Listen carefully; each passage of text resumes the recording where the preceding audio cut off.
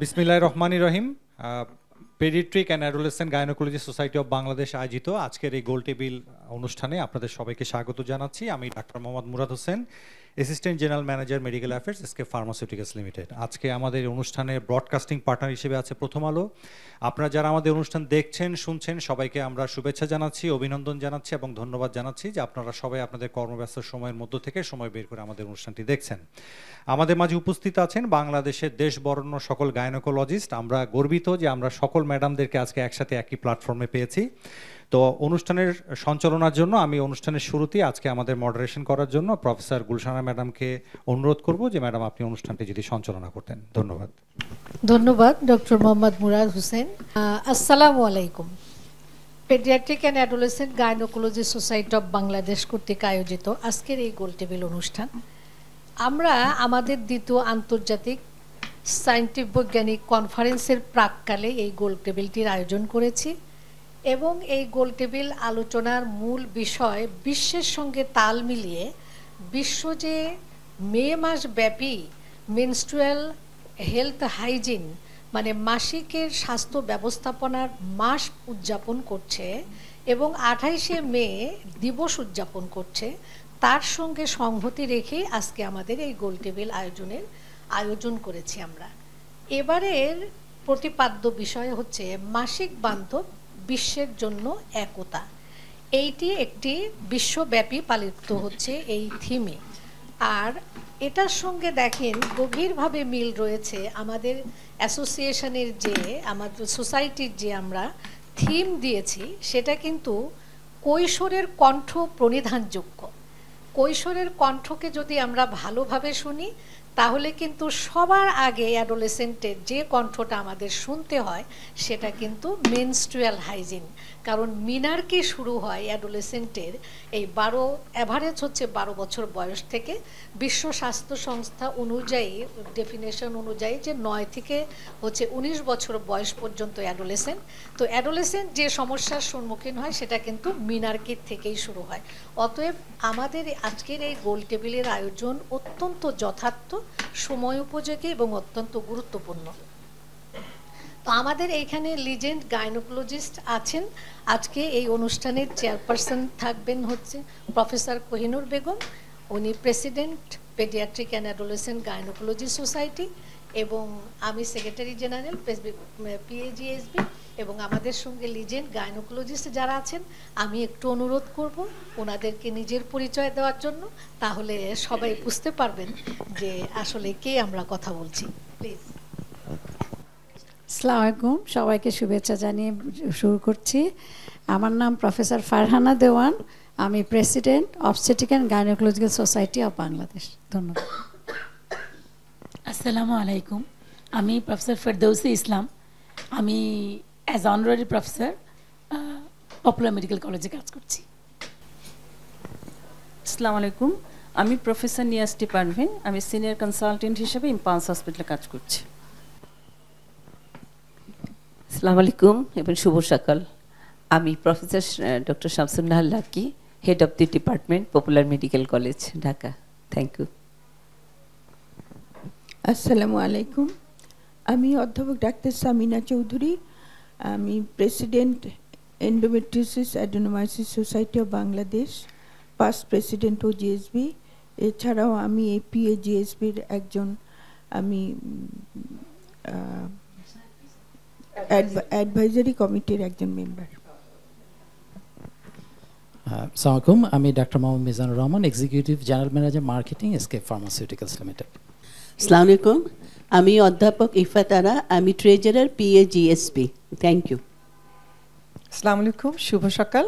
আমি professor SK Jinnatara Nasrin, PAGSB, আমি scientific কমিটির চেয়ারপারসন। আসসালামু আলাইকুম, আমি professor Rashida Khanam, head of the department of gynae, Dhaka medical college. আসসালামু আলাইকুম, আমি প্রফেসর সালমা রৌফ, আমি মহাসচিব obstetrical and gynaecological society of Bangladesh. আসসালামু আলাইকুম, আমি professor Saleha Begum Chowdhury, vice president obstetrical and gynaecological society of Bangladesh এবং secretary general endometriosis society of Bangladesh. শুভ সকাল, আসসালামু আলাইকুম। আমি অধ্যাপক doctor Asnara Begum, past president OGSB এবং সহসভাপতি পিএজিএসবি। আসসালামু আলাইকুম, আমি প্রফেসর কোহিনুর, আমি প্রেসিডেন্ট পিএজিএসবি। Thank you. ধন্যবাদ সবাইকে। প্রতিদিন বিশ্বে 30 কোটি নারী মানে ঋতুস্রাব অবস্থায় থাকে, তার মধ্যে 50 কোটি নারী হচ্ছে সুবিধা বঞ্চিত এই স্বাস্থ্যসম্মতভাবে এই মেনস্ট্রুয়েশন ম্যানেজমেন্টের জন্য। সেখানে সমস্যা থাকে পানি, স্যানিটেশন, পরিচ্ছন্নতা, আর হচ্ছে সাশ্রয়ী মূল্যে প্রোডাক্টগুলো পাওয়া এবং সহায়ক পরিবেশ। তো আমি প্রথমেই বক্তব্য রাখার জন্য অনুরোধ করছি আমাদের পিএজিএসবির প্রেসিডেন্ট প্রফেসর কোহিনুর বেগম। আসসালামু আলাইকুম, আপনাদের সবাইকে অসংখ্য ধন্যবাদ, যারা এখানে উপস্থিত আছেন, যারা শুনছেন, যারা দেখছেন, সবাইকে। আমরা পিএজিএসবির পক্ষ থেকে আজকে বিশ্বে পালিত হচ্ছে মেনস্ট্রুয়াল হাইজিন দিবস। সেই উপলক্ষে আমাদের আজকে গোল টেবিল বৈঠক। তা আমরা যাতে অ্যাডোলেসেন্ট নিয়ে কাজ করি, আমাদের উদ্দেশ্য থাকবে এই অ্যাডোলেসেন্টরা কী কী সমস্যায় পড়ে মেনস্ট্রুয়েশনে। মেনস্ট্রুয়েশন একটা নর্মাল ফিজিওলজিক্যাল ব্যাপার, সবারই মেনস্ট্রুয়েশন হয়, কিন্তু যদি এটাকে আমরা প্রপারলি ম্যানেজ না করি, প্রপারলি অ্যাড্রেস না করি, তাহলে বিভিন্ন সমস্যায় অ্যাডোলেসেন্টরা পড়ে। সেটা শর্ট টার্ম সমস্যা হতে পারে, লং টার্ম সমস্যা হতে পারে। শর্ট টার্ম সমস্যা মানে স্বাস্থ্যগত সমস্যা, ইনফেকশন হয়ে যদি আমরা ভালো প্রোডাক্ট না ইউজ করতে পারি, ইনফেকশন হয়ে যায়। এই ইনফেকশন থেকে কিন্তু লং টার্ম পরবর্তীতে তাদের বিভিন্ন রকম ডিজিজ হয়। 2 নম্বর হলো, যদি ভালো করে মেনস্ট্রুয়েশনটা মেনটেন করতে না পারে, স্কুল অ্যাবস্টিনেন্স, স্কুলে যায় না, বাচ্চাদের স্কুল অফ হয়ে যায়, তো তাদের এডুকেশন হ্যাম্পার হয়। তারপরে হলো তাদের মানসিকভাবে তারা দুর্বল হয়ে যায়, যে আমি পারলাম না এই কাজ করতে, বা আমি ওই সময় করতে পারলাম না। থার্ড একটা আছে যে সোশ্যালি তারা একটু আইসোলেট হয়ে যায়, ওই টাইমটায় তারা লজ্জা পায়, এটা ট্যাবু। আর একটা হলো যারা ওয়ার্কিং গার্ল, তাদের জন্য প্রোডাক্টিভিটিও কমে যায়। তো এই সমস্ত কাজ ওভারকাম করার জন্য আমাদের যেটা করতে হবে সেটা হলো হাইজিন মেনটেন করার জন্য, ওরা যাতে প্রপার হাইজিন মেনটেন করতে পারে, সেজন্য আমাদের প্রথম হলো এডুকেশন, যে মেনস্ট্রুয়েশন একটা নর্মাল ফিজিওলজিক্যাল ব্যাপার, এটাকে যেভাবে হ্যান্ডেল করা দরকার to prevent infection, to prevent chronic diseases, সেটা এডুকেশন দেওয়া। 2 নম্বর হলো কী ইউজ করবে, কোনটা ইউজ করলে ওরা স্বাস্থ্যসম্মত হবে, সেই ব্যাপারে ওয়াকিবহাল করা এবং সেই প্রোডাক্টগুলিকে অ্যাক্সেসিবল করা, অ্যাফোর্ডেবল করা। একটা স্টাডি হয়েছে ইউএনএফপি এর, আমাদের সপ্তাহে স্টাডি হয় না এগুলি, একটা স্টাডি আছে ইউএনএফপি এর। সেই স্টাডিতে বলা হয়েছে বেশিরভাগ মেয়েরাই ইউজ করে গ্রামগঞ্জে সব জায়গাতে ক্লোথ, তারা মিশ্রণ ক্লোথ ইউজ করে, এবং তারা জানে না যে এই ক্লোথটা কী করে পরিষ্কার করতে হবে, না পরিষ্কার করে ইউজ করলে তো ফাঙ্গাস হয়ে যায়, ইনফেকশন হয়ে যায়। সো আমাদের এটা জানানোর প্রয়োজন এবং অ্যাফোর্ডেবল করা দরকার, সস্তায়। এবং আরেকটা ওই স্টাডির আরেকটা রেজাল্ট আছে যে কেন ইউজ করো ক্লোথ, বলছে অ্যাফোর্ডেবল না, আমরা এটা প্যাড কিনতে পারি না। আমরা টেলিভিশনে শুনি অনেক দামি দামি প্যাডের নাম শুনি, কিন্তু দাম বেশি বলে আমরা ইউজ করতে পারি না। আবার কেউ বা মাসে একবার ইউজ করলো, তো দুইবার কেউ ক্লোথ ইউজ করে। সো আমাদের আজকে এই গোল টেবিল থেকে আমরা এই সবগুলি আলোচনা করব, কি প্রয়োজন, কি মেনস্ট্রুয়েশন মেনটেন করা, কীভাবে এটা করতে পারে, what are the barriers, how to, কী কী ব্যারিয়ার, কী কী প্রতিবন্ধকতা আছে, এবং এই প্রতিবন্ধকগুলি কী করে উত্তরানো যায় সে সম্পর্কে আলাপ করব। আপনাদের ধন্যবাদ, আপনারা আমাদের সঙ্গে থাকবেন। থ্যাংক ইউ ম্যাডাম, আপনাকে ধন্যবাদ। বিশ্ব স্বাস্থ্য সংস্থা কিন্তু বলেছে যে মেনস্ট্রুয়েশনটা আসলে কোনো নারীর বিষয় না, এটা কিন্তু একটা মানবিক বিষয় এবং হিউম্যান রাইটস এবং ডিগনিটির বিষয়। তো আমি এখন অনুরোধ করব প্রফেসর রওশনারা বেগম এই গুরুত্বপূর্ণ বিষয়টিতে কি কি এসেনশিয়াল কম্পোনেন্ট আছে যেটা দিয়ে মেনস্ট্রুয়াল হেলথ হাইজিন ম্যানেজমেন্ট করা মানে উচিত। ধন্যবাদ প্রফেসর গুলশানারা, ধন্যবাদ প্রফেসর কোহিনুর বেগম, ধন্যবাদ আজকে যে আমাদের সহযোগিতা করছেন এসকেএফ।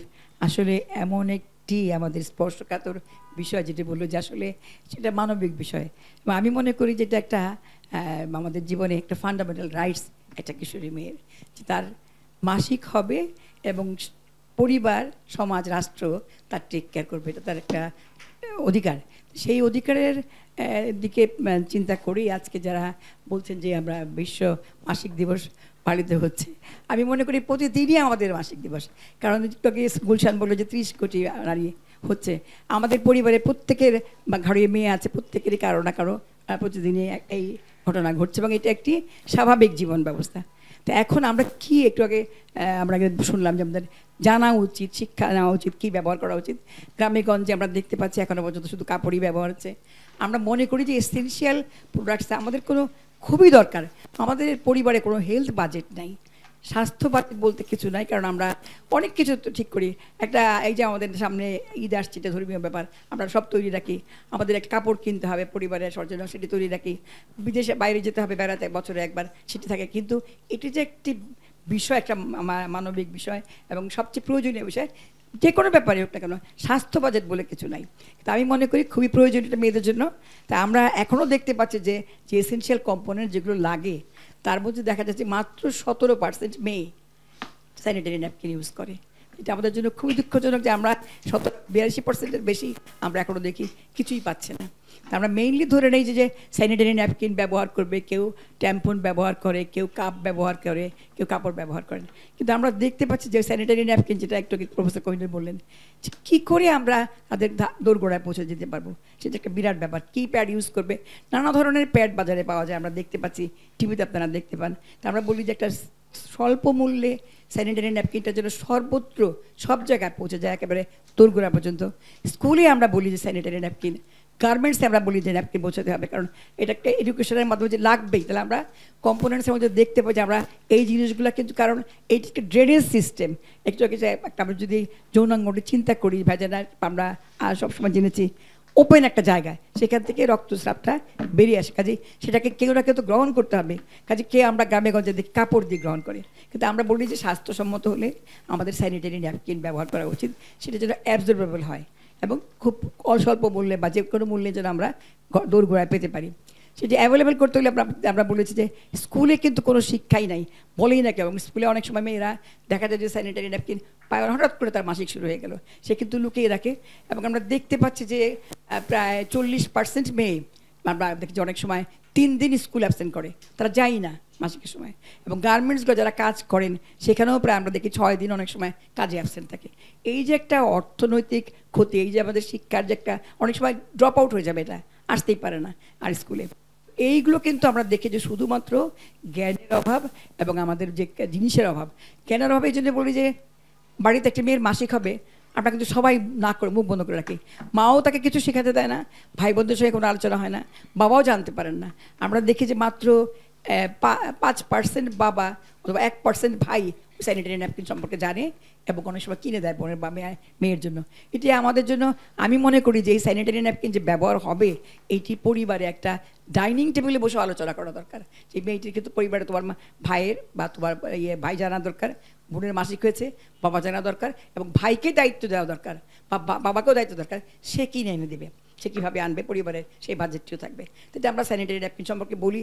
এবং আমি যদি বলি এই এসেনশিয়াল কম্পোনেন্টে কীভাবে ইউজ করবে, সেটিও কিন্তু আমাদের স্কুল থেকেই আমাদের বলে দেওয়া দরকার। কারণ স্কুলে কিন্তু কারিকুলামে মেনস্ট্রুয়াল সাইকেল আছে, কিন্তু সবচেয়ে দুঃখজনক হলো কোনো স্কুলের শিক্ষকরা সেটা নিয়ে আলোচনা করতে রাজি না।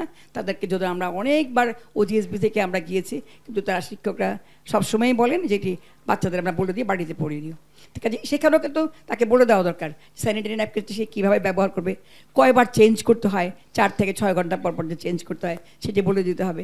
এবং স্যানিটারি ন্যাপকিনটি ডিসপোজেবল কীভাবে হবে সেটিও বলে দেওয়া দরকার। কারণ যেখানে সেখানে ফেলতে পারে, ফ্লাশ আউট কমোডের মধ্যে ফেলতে পারে, কখনোই কিন্তু সেটা করা যাবে না। কারণ কমোডের মধ্যে ফেলে সেটি ফ্লাশ করা যায় না, কমোড আটকে যেতে পারে। আমরা কাল একটা আলোচনায় শুনেছিলাম, হলি ক্রসের প্রিন্সিপাল বলেছিলেন যে প্রত্যেকটি তাদের স্কুলে প্রত্যেকটি টয়লেটের মধ্যে আলাদা করে টয়লেটই রয়েছে, সেই টয়লেটের মধ্যে সেখানে কাগজ রেখে দেন, স্যানিটারি ন্যাপকিন রাখা আছে, এবং বলা আছে যে ঠিক কাগজ দিয়ে পেঁচিয়ে সেটি ওইখানে ডিসপোজেবল বিনে রাখতে, পরবর্তীকালে সেটাকে তারা বার্ন আউট করে দেন। এটা কিন্তু খুবই ইকো এনভায়রনমেন্ট, মানে ইকো বান্ধব বলতে পারি আমি, পরিবেশ বান্ধব একটা জিনিস। আমাদের কিন্তু সেই শিক্ষাগুলো দিতে হবে। তাই আমি মনে করি যে স্যানিটারি ন্যাপকিন যখনই ব্যবহার করবে আমরা যাদেরকে শেখাবো বারবার চেঞ্জ করতে হয় এবং আমরা অ্যাবজর্বেবল দেবো সেটা বলতে হবে।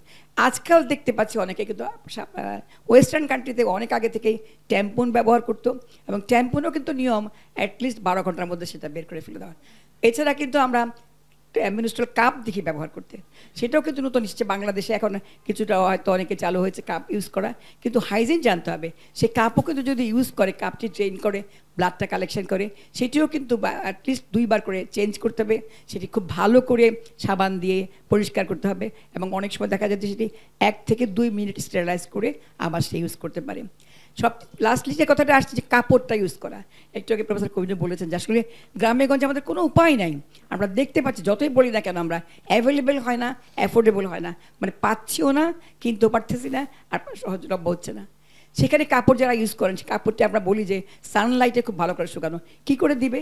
কারণ সবসময় লুকেই রাখতে হয় কাপড়টি। যখন ইউজ করে সে কাপড়টি চেঞ্জ করে, সে কাপড়ে এত দুর্গন্ধযুক্ত হয়, খুব ভালো করে ধোয়া যায় না, রানিং ওয়াটার সেরকম পাওয়া যায় না, পরিষ্কারও হয় না, এবং সেটি কিন্তু আমরা শুকাতেও পারি না।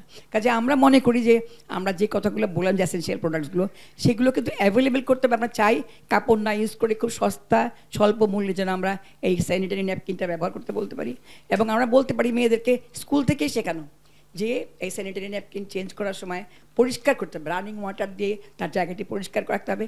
কারণ পরবর্তীকালে এই যে অপরিষ্কার থাকার অবস্থায় যে ইনফেকশনগুলো হয় সেগুলো কিন্তু খুব মারাত্মক, এবং হাইজিনটা মেনটেন করতে হবে। বারবার আমরা বলি যে আগে হাত ধোয়ার দরকার নেই, কিন্তু সবসময় কিন্তু হাত আগেও ধুতে হবে, ইউজ করার পরেও ধুতে হবে, এটাও কিন্তু শিখিয়ে দিতে হবে যে এটা কিন্তু তোমার জন্য খুবই দরকার। তা আমরা মনে করি যে এই এসেনশিয়াল প্রোডাক্টসগুলো অ্যাভেলেবেল করতে হবে, স্বাস্থ্য তাকে শেখাতে হবে, এবং এই এডুকেশন দিতে হবে যেন এইখানেই যদি আমরা এগুলো ব্যবহার করতে শিখি এবং তাদেরকে দোরগোড়ায় পৌঁছে দিতে পারি, তাহলেই আমরা অন্তত পক্ষে আজকের যে স্লোগান, তাহলে আমরা সেটাকে সার্থক করতে পারবো। ধন্যবাদ ম্যাডাম। আসলে মেনস্ট্রুয়াল হেলথ আসলে এটা টাচ করে এভরি কর্নার অফ সোসাইটি, সেই স্কুল থেকে শুরু করে একটা অ্যাডোলেসেন্টের ওয়ার্ক প্লেস পর্যন্ত। এর জন্য ভালো ম্যানেজমেন্টের জন্য কিন্তু পলিসি লাগবে এবং স্টেক হোল্ডারদের সহযোগিতা লাগবে। তো আমি এখন প্রফেসর ফারহানা দেওয়ান, প্রেসিডেন্ট OGSB, আপনাকে অনুরোধ করছি যে কী ধরনের পলিসি এবং গভর্নমেন্টের সহযোগিতা থাকলে একটা দেশের অ্যাডোলেসেন্টরা উপকৃত হবে মেনস্ট্রুয়াল হাইজিন ম্যানেজমেন্টের জন্য। আমি প্রথম আলো, PAGSB এবং SK ফার্মাসিউটিক্যালকে অনেক ধন্যবাদ দিতে চাই আমাকে এখানে আমন্ত্রণ জানার জন্য এবং কিছু কথা বলার সুযোগ করে দেওয়ার জন্য। আমরা যদি চিন্তা করি যে আমরা এটাকে একটা পলিসি আকারে আনবো, তাহলে মাসিক স্বাস্থ্যসেবার একটা পলিসি আমাদের করতে হবে গভর্নমেন্ট থেকে। সেই পলিসিতে নীতি নির্ধারকরা থাকবেন, গভর্নমেন্ট থাকবে। প্রথম হচ্ছে আমাকে একটা পলিসি তৈরি করতে হবে, যেই পলিসিতে সবার সমন্বয়ে সেটা হবে। আমরা জানি আমাদের গভর্নমেন্ট থেকে কিছু মিনিস্ট্রির মাধ্যমে, মিনিস্ট্রির অ্যাক্টিভিটির মাধ্যমে, ওনাদের কাজের মাধ্যমে কাজগুলো হয়ে থাকে। তাহলে মিনিস্ট্রির স্বাস্থ্য, শিক্ষা, তারপরে মহিলা বিষয়ক যে মন্ত্রণালয়, মহিলা শিশু বিষয়ক মন্ত্রণালয় এবং শ্রম মন্ত্রণালয়, ওনারা সবাই মিলে কিন্তু এই কাজটা করবেন। ওনাদের যেহেতু আলাদা কোনো মিনিস্ট্রি নেই এটাতে, তো ওনাদের সবাই সমন্বয় হতে পারে মিনিস্ট্রিটা। সেটা কি কাজ হবে? সেটা আমাদের আলাদা করে প্রত্যেকটা জিনিসে আমাদেরকে, প্রত্যেকটা স্টেপে আমাদেরকে সেটা করতে হবে। প্রথমে আমাদের যেটা করতে হবে সেটা হচ্ছে, আমরা স্কুলের দিকে যদি তাকাই, তাহলে স্কুলে আমরা জানি দুটো জিনিস এখানে খুব গুরুত্বপূর্ণ। প্রথম হচ্ছে যে স্কুলের শিক্ষাতে আমরা জানি, আমরা যদি এখনও বলি যে হ্যাঁ ক্লাস 6 থেকে অনেক আলোচনা হয় যে কি 6 থেকে পড়া শুরু বইয়ে দিব না আরও দেবো, আসলে আরও যতটুক ছোট থেকে, আমি মনে করি 6 যথেষ্ট একটা লেভেল যেখানে বাচ্চারা অনেক কিছু বুঝতে পারে, সেখান থেকে হতে পারে যে একদম বাধ্যতামূলক করতে হবে প্রথম কথা। দ্বিতীয় কথা, টিচারদেরকে ট্রেনিং দিতে হবে। ওদের যে স্কুলে টিচারগুলো আছে তাদেরকে বোঝাতে হবে যে আপনারা কিভাবে বাচ্চাদেরকে পড়াবেন, কিভাবে মেয়ে বাচ্চাদেরকে বুঝাবেন, এটা বলতে হবে। 3 নম্বর কথা হচ্ছে যে আমাদের যে স্বাস্থ্যসেবা কেন্দ্রগুলো আছে সেখানে এই ছোট ছোট মেয়েরা যেতে পারে। আমরা আসলে বলতে চাই যে অ্যাডোলেসেন্ট যাদের মাসিক প্রথম শুরু হবে, যাদের মাসিক নিয়মিত হবে, তাদের সবার জন্য এই জিনিসটা দরকার। সে একটা স্বাস্থ্যকেন্দ্রে গেল, সেখানে কিন্তু সহজলভ্য আমাদের এই পণ্যগুলো থাকতে পারে, প্যাডগুলো থাকতে পারে, টয়লেটটা ক্লিন থাকতে পারে। তারপরে হচ্ছে এটা কিন্তু পলিসিতে আনতে হবে। যেমন আমরা জানি যে অনেক দেশে, পৃথিবীর অনেক দেশে আছে, আমরা জার্নি করলে একটু পরপর ক্লিন টয়লেট পাই, সেটা আমাদের দেশে এখনও হয়ে ওঠেনি। তার মানে স্বাস্থ্যসেবা কেন্দ্রে আমি যদি একটা হসপিটালে সারাদিন পরে আমি যদি দুপুরে পৌঁছাই, আমাদের মেয়েরা কিন্তু গ্রামেগঞ্জ থেকে হাসপাতালে আসে, একটা ভালো ক্লিন টয়লেট না হলে সে হেজিটেট করবে, সে যেতে চাবে না। তাহলে সে টয়লেটটা তার ক্লিন থাকতে হবে, পানিটা পরিষ্কার থাকতে হবে সেই সেন্টারে। তারপরে আমরা যদি এখন একটু একটু যে এটা নিয়ে আলোচনা হয়েছে যে প্যাডগুলোকে অ্যাভেলেবল করব আমরা, তাহলে প্যাডগুলো যদি অ্যাভেলেবল করি সেগুলো কি ওরা কি দামে পেতে পারে, ওদেরকে তো প্রথমে আমরা বললাম যে তোমরা প্যাড ইউজ করো, তারপরে কিন্তু নেক্সট প্রশ্ন আসবে সে মাসে মাসে কিনবে কত টাকার মধ্যে, এটা নিয়ে অনেক কথা হচ্ছে, ট্যাক্স এক্সেম্পটের কথা হচ্ছে, তাদের অ্যাভেলেবিলিটির কথা হচ্ছে, এগুলো নিয়ে অনেক কথা হচ্ছে। কাপড় বাদ দিয়ে সে যদি প্যাড ইউজ করে তার অপশানগুলো কী আছে তাকে বুঝিয়ে দিতে হবে। তাছাড়া আমাদের কমিউনিটি অ্যাওয়ারনেসের জন্য আমাদের মনে রাখতে হবে আমরা জানি কমিউনিটিকে সচেতন করতে পারি, আমরা সবাইকে জানাতে পারি, কিভাবে জানাবো সেগুলো আমরা ডিসিশন নিব, মিডিয়া ইউজ করতে পারি, মোবাইল অ্যাপের মাধ্যমে আসতে পারি, সেগুলো আমরা ডিসিশন নেব, সেটা আমাদের মিনিস্ট্রি যারা আছেন নীতি নির্ধারক ওনারা ডিসিশন নেবেন। আরেকটা জিনিস হচ্ছে রিলিজিয়াস লিডাররা, তো ওনারা খুব একটা জরুরি আমাদের স্টেক হোল্ডার, কারণ ওনারা যদি যেটা বলেন ওনাদের কথা সবাই শুনি আমরা, তো ওনারাও সুন্দর করে ওটা বলবেন এবং ওনাদেরকে বুঝাতে হবে যে এটা কত জরুরি, সেটা বললে ওনারা বুঝবে। এবং আমার মনে হয় যে একটা জিনিস মনে রাখতে হবে যে পলিসি মেকার যারা, তাদের মধ্যে পলিসি ডিসিশনে যারা থাকবে সেখানে অবশ্যই মহিলাদের পার্টিসিপেশন থাকতে হবে, শুধু পুরুষরা থাকবেন না। অনেক জায়গায় আছে আমরা দেখেছি জেন্ডার, এখনও আমাদের দেশ কিন্তু জেন্ডার মানে মেল ডমিনেন্ট সোসাইটি এখনও, যদিও ছোট লেভেল থেকে স্কুলে কলেজে কিন্তু মেয়েরা অনেক তাদের মেধা দিয়ে তারা অনেক এগিয়ে এসছে, কিন্তু তারপরেও তাদেরকে রাখতে হবে। শেষ করার আগে আমি একটা কথা বলতে চাই যে সব কিছু রিসার্চের প্রয়োজন আছে। আমরা যে কথা বলবো, আমরা যে এটা নিয়ে কথা বলছি, অনেক কিছু বলছি, এটা কিন্তু রিসার্চ না করলে আমি হয়তো বা এটা স্ট্যাবলিশ করতে পারবো না। তো আমি অনেক ধন্যবাদ দিচ্ছি গুলশান আপা আপনাকে যে আমাকে এই সুযোগটা করে দেওয়ার জন্য। আসলে এডুকেশনাল অ্যাক্সেসটা যে ইনফ্লুয়েন্স করে, মেনস্ট্রুয়াল হাইজিন যদি ভালোভাবে মেনটেন করা না যায় তাহলে সেটা আমাদের কিন্তু দেশের ডেভেলপমেন্টের উপরে এবং অর্থনীতির উপরে বড় ধরনের একটা প্রভাব ফেলে। তো আমি প্রফেসর সালমা রূপাকে বলতে অনুরোধ করব যে আসলে আমাদের দেশের ইনফ্রাস্ট্রাকচারে কোথায় কোথায় গ্যাপ রয়েছে যে এই এডুকেশনাল অ্যাক্সেসগুলোকে ইনফ্লুয়েন্স করতে পারে, এই ব্যাপারে একটু আলোকপাত করার জন্য। ধন্যবাদ গুলশান আপা। আমি প্রথমে ধন্যবাদ জানাতে চাই পিএজিএসবি, প্রথম আলো এবং এসকেএফকে এমন একটা বিষয় নিয়ে কথা বলার আয়োজন করার জন্য, যে বিষয়ে অনেক কিছু বলার আছে কিন্তু আমরা বলি না, এবং এরকম একটা পরিবেশ সৃষ্টি করার জন্য যে এতদিন পরে আমাদেরকে এই বিষয়ে কথা বলতে হচ্ছে, যা কিনা একটা মেয়ের সার্বক্ষণিক ব্যাপার এবং খুবই স্বাভাবিক একটা প্রক্রিয়া।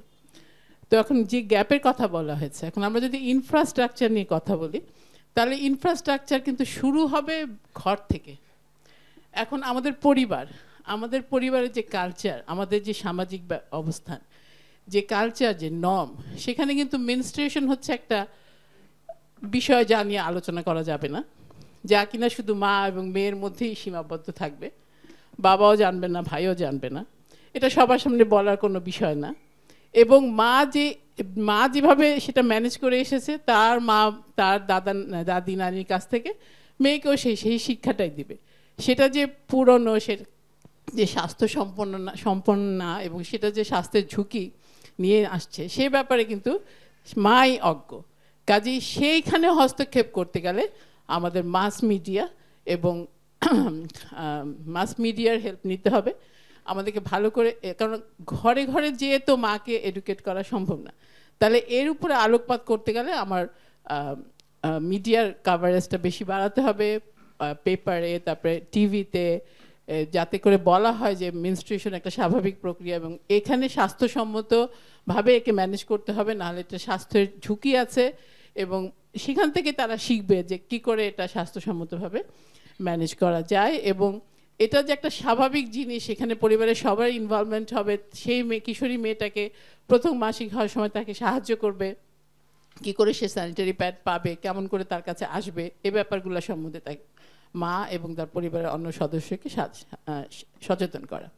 নেক্সট যে ইনফ্রাস্ট্রাকচারটা আমাদের আসছে, যেমন আমরা একটু বলি, যেমন আমাদের মাস মিডিয়াতে আমরা মিনা কার্টুনের সাহায্যে অনেক কিছু বলি, সেরকম একটা অ্যাডোলেসেন্ট মেয়েকে দিয়ে এরকম কার্টুন করে যে কি তার মেনস্ট্রুয়েশনের সময় তার কি হাইজিন মেনটেন করা উচিত, কি করা উচিত, এরকম করলে এই জিনিসগুলো গ্রহণযোগ্যতা অনেক বেশি পরিবারের অন্যান্য সদস্য এবং সেই সাথে সেই মেয়েটা।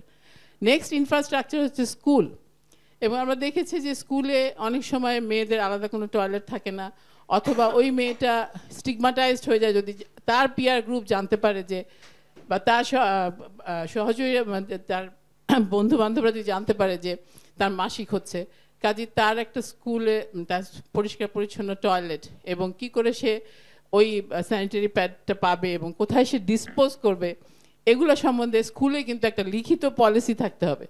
এবং স্কুলের ছাত্রছাত্রীদের স্বাস্থ্যের টেক কেয়ার করার দায়িত্ব স্কুলের কর্তৃপক্ষের, টিচারদের। কাজে তাদের যদি একটা লিখিত পলিসি না থাকে যে ওই কিশোরী মেয়েটা আমাদের স্কুলে কী ব্যবস্থা আছে এবং কী ব্যবস্থা তাকে আমরা দিচ্ছি, এবং পাঠ্যপুস্তকে অন্তর্ভুক্ত করা এবং সেটা সম্বন্ধে ক্লাস নেওয়া। যেমন ছোটোবেলায় আমাদের গার্হস্থ্য অর্থনীতি বা হোম ইকোনমিক্স বলে একটা সাবজেক্ট ছিল, সেই সাবজেক্টে আমরা পড়তে একটা চ্যাপ্টার ছিল মেনস্ট্রুয়েশনের উপরে, যেটা পড়ানো হতো না এবং বলা হতো যে বাসা থেকে পড়ে নিও। তো এরকমই যদি যেন না হয়, এটা যেন পড়ানো হয় এবং স্কুল পলিসিতে যেন থাকে যে মেনস্ট্রুয়াল হাইজিন কীভাবে মেনটেন করতে হবে, লিখিত নিয়মগুলো থাকে এবং সেটা ইমপ্লিমেন্ট হচ্ছে কিনা সে অথরিটি সেটাকে চেক করবে। সেখানে একটা ইমার্জেন্সির সময় কি করে প্যাড পাওয়া যাবে, প্যাডটা অল্প দামে পাওয়া যাচ্ছে কিনা, ডিসপোজ করবে কোথায়, এরকম করে পলিসিগুলোকে আনতে হবে। সেটা শুধু শহর ভিত্তিক স্কুল না, এটা গ্রাম ভিত্তিক বা একদম ছোট মানে গ্রাসরুট লেভেল থেকে এটাকে নিয়ে আসতে হবে। নেক্সট আমাদের ইনফ্রাস্ট্রাকচার হলো কর্মক্ষেত্র। এবং আমরা দেখছি যে যেখানে মাস পপুলেশন কাজ করে, যেমন গার্মেন্টস ফ্যাক্টরি, সেখানে কি ফ্যাসিলিটি আছে। তাহলে গার্মেন্ট যেমন কিছু কিছু কর্পোরেট অফিস আছে, বড় বড় অফিস, যেখানে খুব সুন্দর ব্যবস্থাপনা আছে, কিন্তু এটা কিন্তু সব অফিসে নাই, ইভেন হাসপাতালেও নাই। তো সেই সব জায়গায় যারা কাজ করছে তাদেরকে কি ব্যবস্থাপনা দেওয়া হচ্ছে। তার মানে এরকম গার্মেন্টস ফ্যাক্টরি বা এরকম জায়গাতেও কিন্তু লিখিত পলিসি থাকতে হবে এবং সেটা ইমপ্লিমেন্ট হচ্ছে কিনা সেটা তদারক করার জন্য ব্যবস্থা নিতে হবে। তো আমি বলবো যে ইনফ্রাস্ট্রাকচার কিন্তু সব জায়গায়, এবং এটা শুরু হবে পরিবার থেকে, শুরু হবে সামাজিক সচেতনতা থেকে, যে মেনস্ট্রুয়েশন একটা নর্মাল ব্যাপার, এটা নিয়ে স্টিগমাটাইজ করার কিছু নাই, এটা লুকানোরও কিছু নাই। এখানে যে জিনিসটা দরকার স্বাস্থ্য ঝুঁকি এড়াতে গেলে এবং স্বাস্থ্যসম্মতভাবে ম্যানেজ করতে গেলে যা যা দরকার তা অ্যাভেলেবেল করা, এবং এই সচেতনতা পরিবার, স্কুল, কর্মক্ষেত্র সব জায়গায় বিরাজমান হতে হবে। না হলে কিন্তু আমরা আসলেই এই 17-18% স্যানিটারি ন্যাপকিন ব্যবহার করে এখান থেকে উঠে আসা কিন্তু আমাদের জন্য খুবই কষ্টকর হয়ে যাবে। এবং এই যুগে এই সময় এসে আমরা এখনও 17-18%ই আছি এবং এখন আমরা এই স্যানিটারি ন্যাপকিন নিয়ে কথা বলতে হচ্ছে আমাদেরকে, এটা আসলেই খুব দুঃখজনক। আমার মনে হয় সবার প্রচেষ্টা, এবং যেহেতু এটা উঠে আসছে, কথা হচ্ছে, এখন আমরা এটা থেকে উঠে আসতে পারবো এবং আমরা আমাদের কিশোরী মেয়েদের স্বাস্থ্য রক্ষার ব্যাপারে সচেতন হব। আর একটা, যেমন আমরা প্রফেশনাল বডি, আমরা কি করতে পারি, আমরা তো অ্যাওয়ারনেস ক্রিয়েট করতে পারি, অনেক কিছু করতে পারি, কিন্তু একটা মেয়ে যখন আমাদের কাছে আসে, তার মা যখন তাকে নিয়ে আসে, সে কিন্তু মেনস্ট্রুয়াল হাইজিন জানতে নিয়ে আসে না, সে আসে যখন তার মেনস্ট্রুয়েশনে কোনো সমস্যা হয় তখন। কাজে ওই একটা সুযোগ যে আমরা এক্সপ্লোর করবো যে সে আসলে কি ইউজ করে এবং তাকে আমরা অ্যাডভাইস দিব যে না, আপনি যা ব্যবহার করছেন সেটা স্বাস্থ্যসম্মত না, এখন থেকে আপনার মেয়েকে আপনি বলবেন স্যানিটারি ন্যাপকিন ইউজ করার জন্য। তো এটাই বলতে চাচ্ছি। সবাইকে অসংখ্য ধন্যবাদ। আমি এখন অনুরোধ করব, আমাদের মাঝে আছেন professor Samina Chowdhury, past president O GSB এবং পিএজিএসবির ন্যাশনাল অ্যাডভাইজার। ম্যাডাম, আপনি একটু আমাদেরকে বলবেন যে এই মেনস্ট্রুয়াল হেলথ ম্যানেজমেন্টটা একজন কিশোরীর উপরে কি ধরনের মেন্টাল হেলথের চাপ পড়তে পারে অথবা তাকে মেন্টাল ওয়েলবিং রাখতে পারে, এ বিষয়ে একটু আলোকপাত করার জন্য। আসসালামু আলাইকুম। প্রথমে আমি বলবো যে 28শে মে দুটো ইম্পর্টেন্ট দিবস বাংলাদেশে। একটা হলো নিরাপদ মাতৃত্ব দিবস, তারপর বেশ কয়েক বছর হলো আমরা এখন পালন করছি মেনস্ট্রুয়াল হাইজিন ডে। তার মানে স্বাস্থ্যসম্মতভাবে আমরা মাসিকের ব্যবস্থাপনা কিভাবে করব। আমি এটাকে খুব পজিটিভলি দেখছি যে এতদিন পরে হলেও আমরা এখন ডে পালন করছি, এটা কম কথা নয়। এবং এই ডে পালনটা শুধু এই যে আমরা গোল টেবিল বৈঠক যেটা আমরা করছি, এখানে আমাদেরকে হেল্প করছেন এসকেএফ এবং প্রথম আলো, তারাও এগিয়ে এসছেন যে আমরা সারা বাংলাদেশে যেন এই কথাগুলো পৌঁছে যায়। এবং এই ঘরের মধ্যে শুধু সীমাবদ্ধ থাকলে তো হবে না, আমার গ্রাসরুট লেভেল থেকে আসতে হবে সব লেভেলে।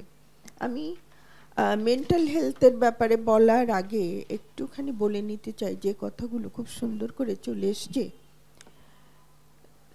একটা জিনিস যে আমাদের সচেতনতা যেভাবে আমাদের চলা উচিত সেইখানে আমাদের যে প্রোগ্রাম নেই তা না, অনেক এনজিও এবং আমাদের কিন্তু অনেক প্রোগ্রাম আছে, সেগুলোকে আর একটু স্ট্রেনথেন করতে হবে, এটাকে নেগলেক্টেড অবস্থায় রাখলে হবে না। আর 2 নম্বর কথা আমি যেটা বলবো, স্কুলের কথা এখানে আলোচনা হয়েছে, স্কুলের ব্যাপারে আমার একটা বক্তব্য আছে, সেখানে আমি মেন্টাল হেলথ সহই আমি বলতে চাই আমাদের স্কুলের টিচারদের মধ্যে কিছু ট্রেনিং দিতে হবে। ট্রেনিংয়ের মধ্যে যেটা তারা এই হাইজিনিক বিষয়টা দিবে, টিচারদেরকেই ট্রেনিং দিব। সবাই তো আমাদের স্কুলের যে মেডিকেল অফিসার আছে আমাদের সব বড় স্কুলগুলোতে কিন্তু আছে, তারা তো থাকবেন এবং তাদেরকেও কিন্তু কিছু বিরাট রোল আছে তারা করবে। এছাড়াও সব জায়গায় হয়তো মেডিকেল অফিসার নাই, কাজে সেখানে স্কুলের টিচারদেরকে একটু ট্রেনিং দিতে হবে, একটা মেনস্ট্রুয়াল হাইজিন হোক, অন্যান্য স্বাস্থ্য বিষয়ক হোক। এছাড়া সবচেয়ে আমি এখন যেটা গুরুত্বপূর্ণ মনে করছি সেটা হলো মানসিক স্বাস্থ্য। এবং যখনই একটা মেয়ের মাসিক শুরু হয়, সে কিছু জানলই না, তার আগেই হঠাৎ সে দেখলো যে তার স্কুলে গেছে, ফ্রকে রক্ত লেগে আছে, সে ভয় পেয়ে যায়, দৌড়ে এসে মাকে জড়িয়ে ধরে। আমরা যেগুলো দেখি যে মা আমার কি হয়েছে দেখো, কিন্তু এইটা তো তার জানা উচিত ছিল আরও আগেই, যে কথাটা উঠে আসছে যে আমাদের ঘর থেকেই জানতে হবে। কিন্তু আমরা মায়েরা বা আমরা মহিলারা বলি, পরিবারের কেউই আমরা সচেতন না যে এই কথাটা আমি 8-10 বছরের মেয়েটাকে কেন বলবো না, আমাদের তো বলতে হবে, তার কারণ ওর তো মাসিক হয়ে যাবে। আমাদের যেটা মেনার্কির এজ বাংলাদেশে আমরা একটা স্টাডি করেছিলাম, সেটা হলো 11.5 ইয়ার্স হলেই তাদের অধিকাংশ মাসিক হয়ে যায়, 50% মাসিক হয়ে যায়। আমি একটু বলি যে কয়েকদিন আগে একটা একদমই বাচ্চা মেয়ে, তার 9 বছর কি 9.5 বছর, তার মাসিক, বলবো যে তার মা খুবই উদ্বিগ্ন যে তার শারীরিক কিছু পরিবর্তন এসে গেছে। শারীরিক যে পরিবর্তনগুলো আসে সেগুলো নিয়ে তারা চিন্তিত, ভাবে যে এত ছোট মেয়ে তার এইরকম অবস্থা হলো, মা শুধু আসেনি, তার সাথে দলবল নিয়ে আসছে, আমার মেয়েটির কি হয়েছে আপনি দেখেন। তো আমি তাকে বুঝতেই পারলাম দেখেই যে এটা তার মাসিক শুনে মা তখন কান্না আরম্ভ করলো, এই বয়সে কেন এরকম হলো। তো সেটা মানে মায়েরাও তো জানে না, কাজে তাদেরও একটা সচেতনতার দরকার। এবং মানসিকভাবে সে মেয়েটি যে একটা ভয় পেয়ে যায় যে মাসিকটা হয়েছে না জানি আমার কত একটা কঠিন সমস্যার মধ্যে আমি পড়ছি। শুধু মাসিক ঘিরেই যে তার সমস্যাটা হয়, শারীরিক পরিবর্তন যেগুলো হয় এর সাথে হরমোনের একটা বিরাট সম্পর্ক আছে। এবং এই হরমোনের যে পরিবর্তনগুলো আসে, এই হরমোনের পরিবর্তনের জন্য দেহে এবং মনে দুটোতেই কিন্তু একটা প্রতিক্রিয়া আসে।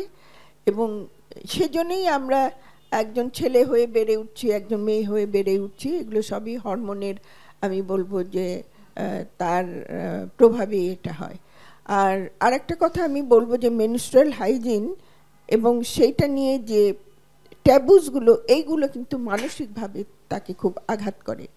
আমার মনে আছে যে আমরা যখন ছোটবেলায় একদমই 11-12 বছর এরকম হবে, কোনো একটা বাসায় বেড়াতে গেছি, তারা হলো কাসুন্দি রোদে দিয়েছে, বলছে এখানে যদি কারো তোমাদের কিছু হয়ে থাকে এর কাছ দিয়ে যাবে না, তোমার ছায়া পড়লে এই কাসুন্দি আর ভালো থাকবে না, নষ্ট হয়ে যাবে। মানে এই ধরনের যে ছোটোখাটো যে সামাজিক কিছু বিষয় আছে, তখন আমরা মনে করি সে হলো নাপাক, সে অচ্ছুত, তার ছায়া মারালে খাবার নষ্ট হয়ে যাবে। আবার যেমন ধরো ছোটোবেলায় যে ওয়াজ মাহফিলগুলোতে অ্যাটেন্ড করতাম, সেখানে সব কিছুকেই, বিশেষ করে ওখানে তো পুরুষরাই বেশি থাকতেন, মহিলাদের তো কথা বলার কোনো ওখানে সুযোগ কখনোই ছিল না, এখনও কত দূর আছে জানি না। ওই মাসিক নিয়ে তারা যে কথা বলতো না তা না, কিন্তু সম্পূর্ণ নেগেটিভলি, এটা একদম নাপাক এদের কাছে যাওয়া যাবে না, এদেরকে করা যাবে না, তারা যেন ঘর থেকে না বের হয়, তারা যেন এই ধরনের নানা রকম কথা ছোটবেলা থেকে শুনে আসছি যে এইটা একটা খুব কঠিন বিষয় মেয়েদের জন্য এবং তাকে এটা বন্দি করে রাখতে হবে। এই ধরনের কথা ছোটবেলা থেকে শুনে শুনে নেগেটিভ একটা অ্যাটিটিউড সবার মধ্যে ডেভেলপ করে গেছে, যেটা পুরুষদের মধ্যে আরও বেশি হয়ে গেছে। কাজে এই যে মেন্টাল যে অ্যাগনিগুলো তৈরি হচ্ছে, এইটা থেকে বেরিয়ে আসতে হবে।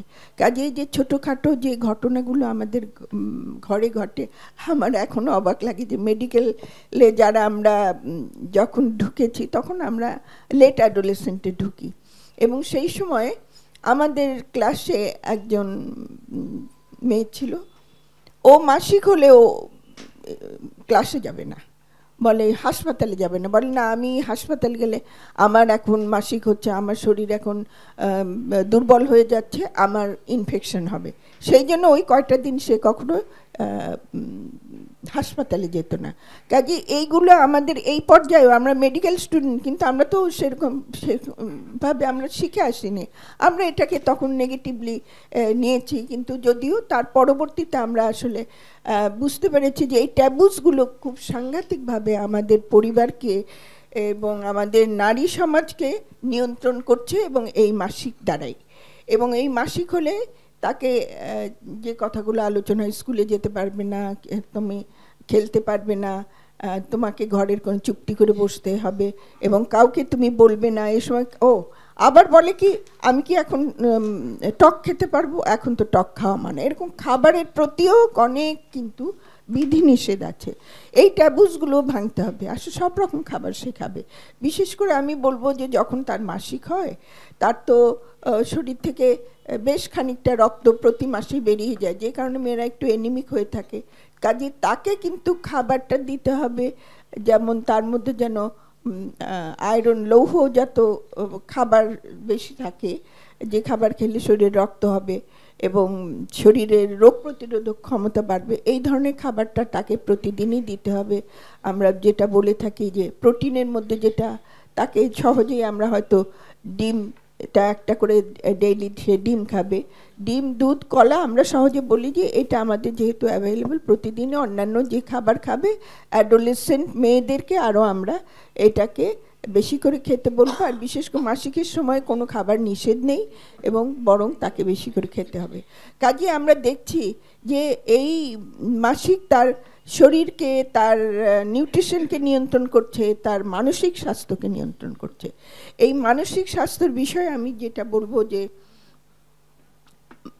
মেয়েদের মধ্যে, বিশেষ করে অ্যাডোলেসেন্ট মেয়েদের মধ্যে একটা সমীক্ষায় দেখা গেছে যে ডিপ্রেশন খুব বেশি হয় এবং 24.5% মেয়েরাই এই মানসিক ডিপ্রেশনে ভুগে এবং এরা সবাই অ্যাডোলেসেন্ট।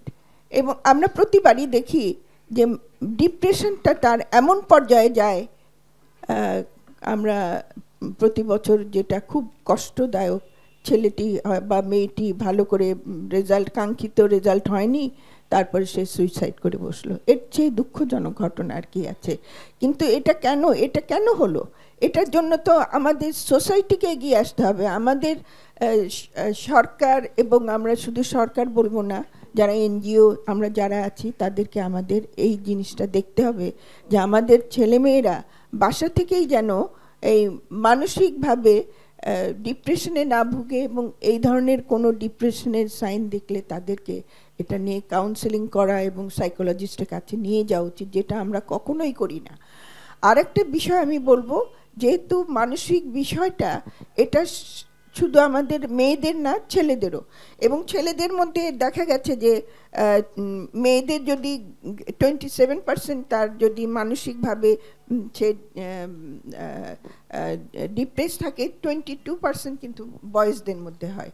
কাজে এই জায়গাটায় আমাদের হাত দিতে হবে, তার কারণ মেন্টাল ট্রমা ফিজিক্যাল ট্রমার চেয়েও কঠিনভাবে আঘাত করে একটা পরিবারকে।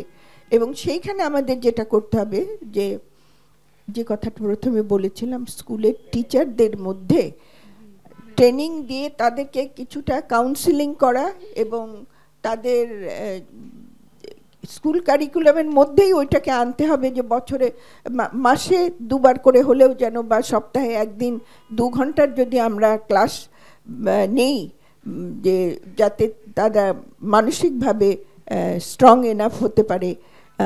আমার মনে হয় সেই দিকটা আমাদেরকে দেখতে হবে। আমি বোধহয় অনেক কথা বলে ফেললাম, আবার সুযোগ এলে আরো বলবো। ম্যাডাম আপনাকে অনেক ধন্যবাদ। আসলে মেন্টাল হেলথ ব্যাপারটা অনেক ওতপ্রোতভাবে জড়িত ম্যানেজমেন্টের জন্য।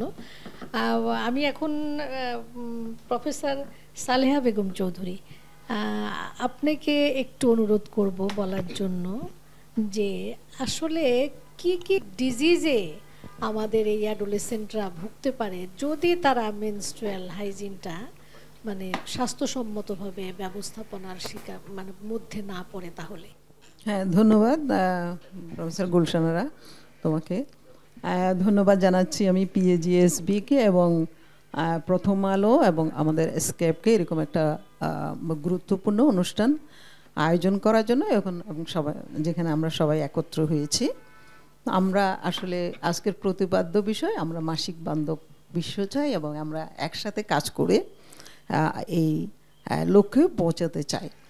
তো আসলে মেনস্ট্রুয়াল হেলথ বলতে আমরা মেনস্ট্রুয়াল হাইজিন আমাদের জন্য 1 নাম্বার বিষয়, কারণ আমরা এতক্ষণ আপনারা শুনেছেন যে আমরা মেনস্ট্রুয়াল হাইজিন রক্ষা করে মেনটেন করে আমরা প্রজননতন্ত্রে ইনফেকশন যেমন প্রতিরোধ করতে পারি, সাথে সাথে আমরা যদি মেনস্ট্রুয়াল হাইজিনের সুবন্দোবস্ত করে মেনস্ট্রুয়েশনের সময় স্যানিটারি প্যাড অন্যগুলোর সুবন্দোবস্ত করে আমরা কিন্তু পরিবেশ বান্ধব একটা আমরা বলে পরিবেশ বান্ধব করতে পারি। তো আমরা যেটা মেনস্ট্রুয়াল হেলথ বলতে কিন্তু আমরা যেমন এটাকে বুঝি হাইজিন বুঝি, তেমনি মেনস্ট্রুয়েশনের সময় কিছু কিছু অনেক মেনস্ট্রুয়েশন যেহেতু হরমোনের প্রভাবেই হয়, আমরা জানি যে এটা আমাদের মেয়েদের হয়, মাসে মাসে হয়, এটা হরমোনের প্রভাবেই হয়। এবং এই হরমোনের প্রভাব যদি দেখা যায় যে কোনো ব্যালেন্স নষ্ট হয়, সেই ক্ষেত্রেও কিন্তু মাসিকের অস্বাভাবিকতা দেখা দিতে পারে। অথবা এমন হয় যে কিছু কিছু রোগ আছে এই মাসিক আমাকে যেহেতু বলা হয়েছে এর সাথে ক্রনিক কি রোগ আছে, তাহলে আমি যদি প্রথমে বলি, আমি ইনফেকশন সম্পর্কে প্রথমে বলেছি, এটা আমরা এরপরে আমরা বলতে পারি আমরা এন্ডোমেট্রিওসিস সম্পর্কে বলতে পারি। এন্ডোমেট্রিওসিস হলো যে মাসিক যেটা মাসিক আমরা নর্মাল মাসিক হয়, সেই মাসিকটা যখন নর্মাল আমাদের মাসিকের রাস্তা দিয়ে না আসে, যখন ভিতরের দিকে কিছু কিছু ক্ষেত্রে কিছু কিছু মেয়ের ক্ষেত্রে চলে যায়, তখন সেই জায়গা থেকে এটা অস্বাভাবিক জায়গায় আমাদের ইউটেরাসের যে ভিতরের একটা পর্দা আছে সেটা প্রতিস্থাপন হতে পারে এবং সেই জায়গা থেকে ব্লিডিং হতে পারে। সেই ব্লিডিং হয়ে আশেপাশে আমরা বলি যে ইনফ্ল্যামেশন বলি, ইনফ্ল্যামেশন হতে পারে। ইনফ্ল্যামেশন হয়ে পরে দেখা যায় যেখানে আশেপাশের সব জিনিস সব অর্গানগুলো একসাথে হয়ে জড়ো হয়ে যায় এবং ওখানে প্রতি মাসে মাসে মাসিক হতে থাকে, সে জায়গা থেকে ব্যথা হতে পারে। তো সে মাসিকের সময় তীব্র ব্যথা, সেটা এন্ডোমেট্রিওসিসের একটা লক্ষণ। তো এই বিষয়ে আমরা সচেতনতা তৈরির চেষ্টা করে আসছি দীর্ঘদিন ধরে। এটা মাসিকের জন্যই হয়ে থাকে, মাসিকের একটা অস্বাভাবিক অবস্থান আমরা বলবো। এই বিষয়ে আমরা যেমন সচেতনতা চাই, আমরা সাথে সাথে আমরা বলছি যে এডুকেশন, অ্যাক্সেস টু এডুকেশন, এই বিষয়ে এডুকেশন দেওয়া সেটারও আমরা গুরুত্ব আরোপ করি। তেমনি আরও একটা ব্যাপার আছে এন্ডোমেট্রিওসিস, আমরা পিসিওস আসলে এটা হরমোনাল আমরা একটা অসামঞ্জস্যতা বলে থাকি, যেটার মাসিকের সময় যে ব্যালেন্স থাকে নর্মাল হরমোনের ব্যালেন্সের জন্য যেটা মাসিক হয়, সেটা কখনো কোনো ব্যালেন্স নষ্ট হলে পিসিওস হতে পারে। তো পিসিওস মানে আসলে এখানে মাসিকের অস্বাভাবিকতা বলতে প্রথমে দেখা দেয় তাদের মাসিকটা দেরিতে হচ্ছে। তো সেই জন্য আমাদের আসলে নর্মাল মাসিকটা কীভাবে কতদিন হয় সেটা আমাদের প্রথমে জানা দরকার। সেটা সাধারণত আমরা 21 থেকে 35 দিনের মধ্যে যদি মাসিক হয় তাহলে সেটাকে প্রতি মাসে মাসে মাসিক হয়, সেটা 21 থেকে 35 দিনের মধ্যে হয়ে থাকলে সেটাকে আমরা নর্মাল মাসিকের সময় বলে থাকি। কিন্তু এটা যদি 35 দিনের বেশি হয় তখন আমাদের সচেতন হতে হবে এবং এটা একটা পিসিওর উপসর্গ হতে পারে।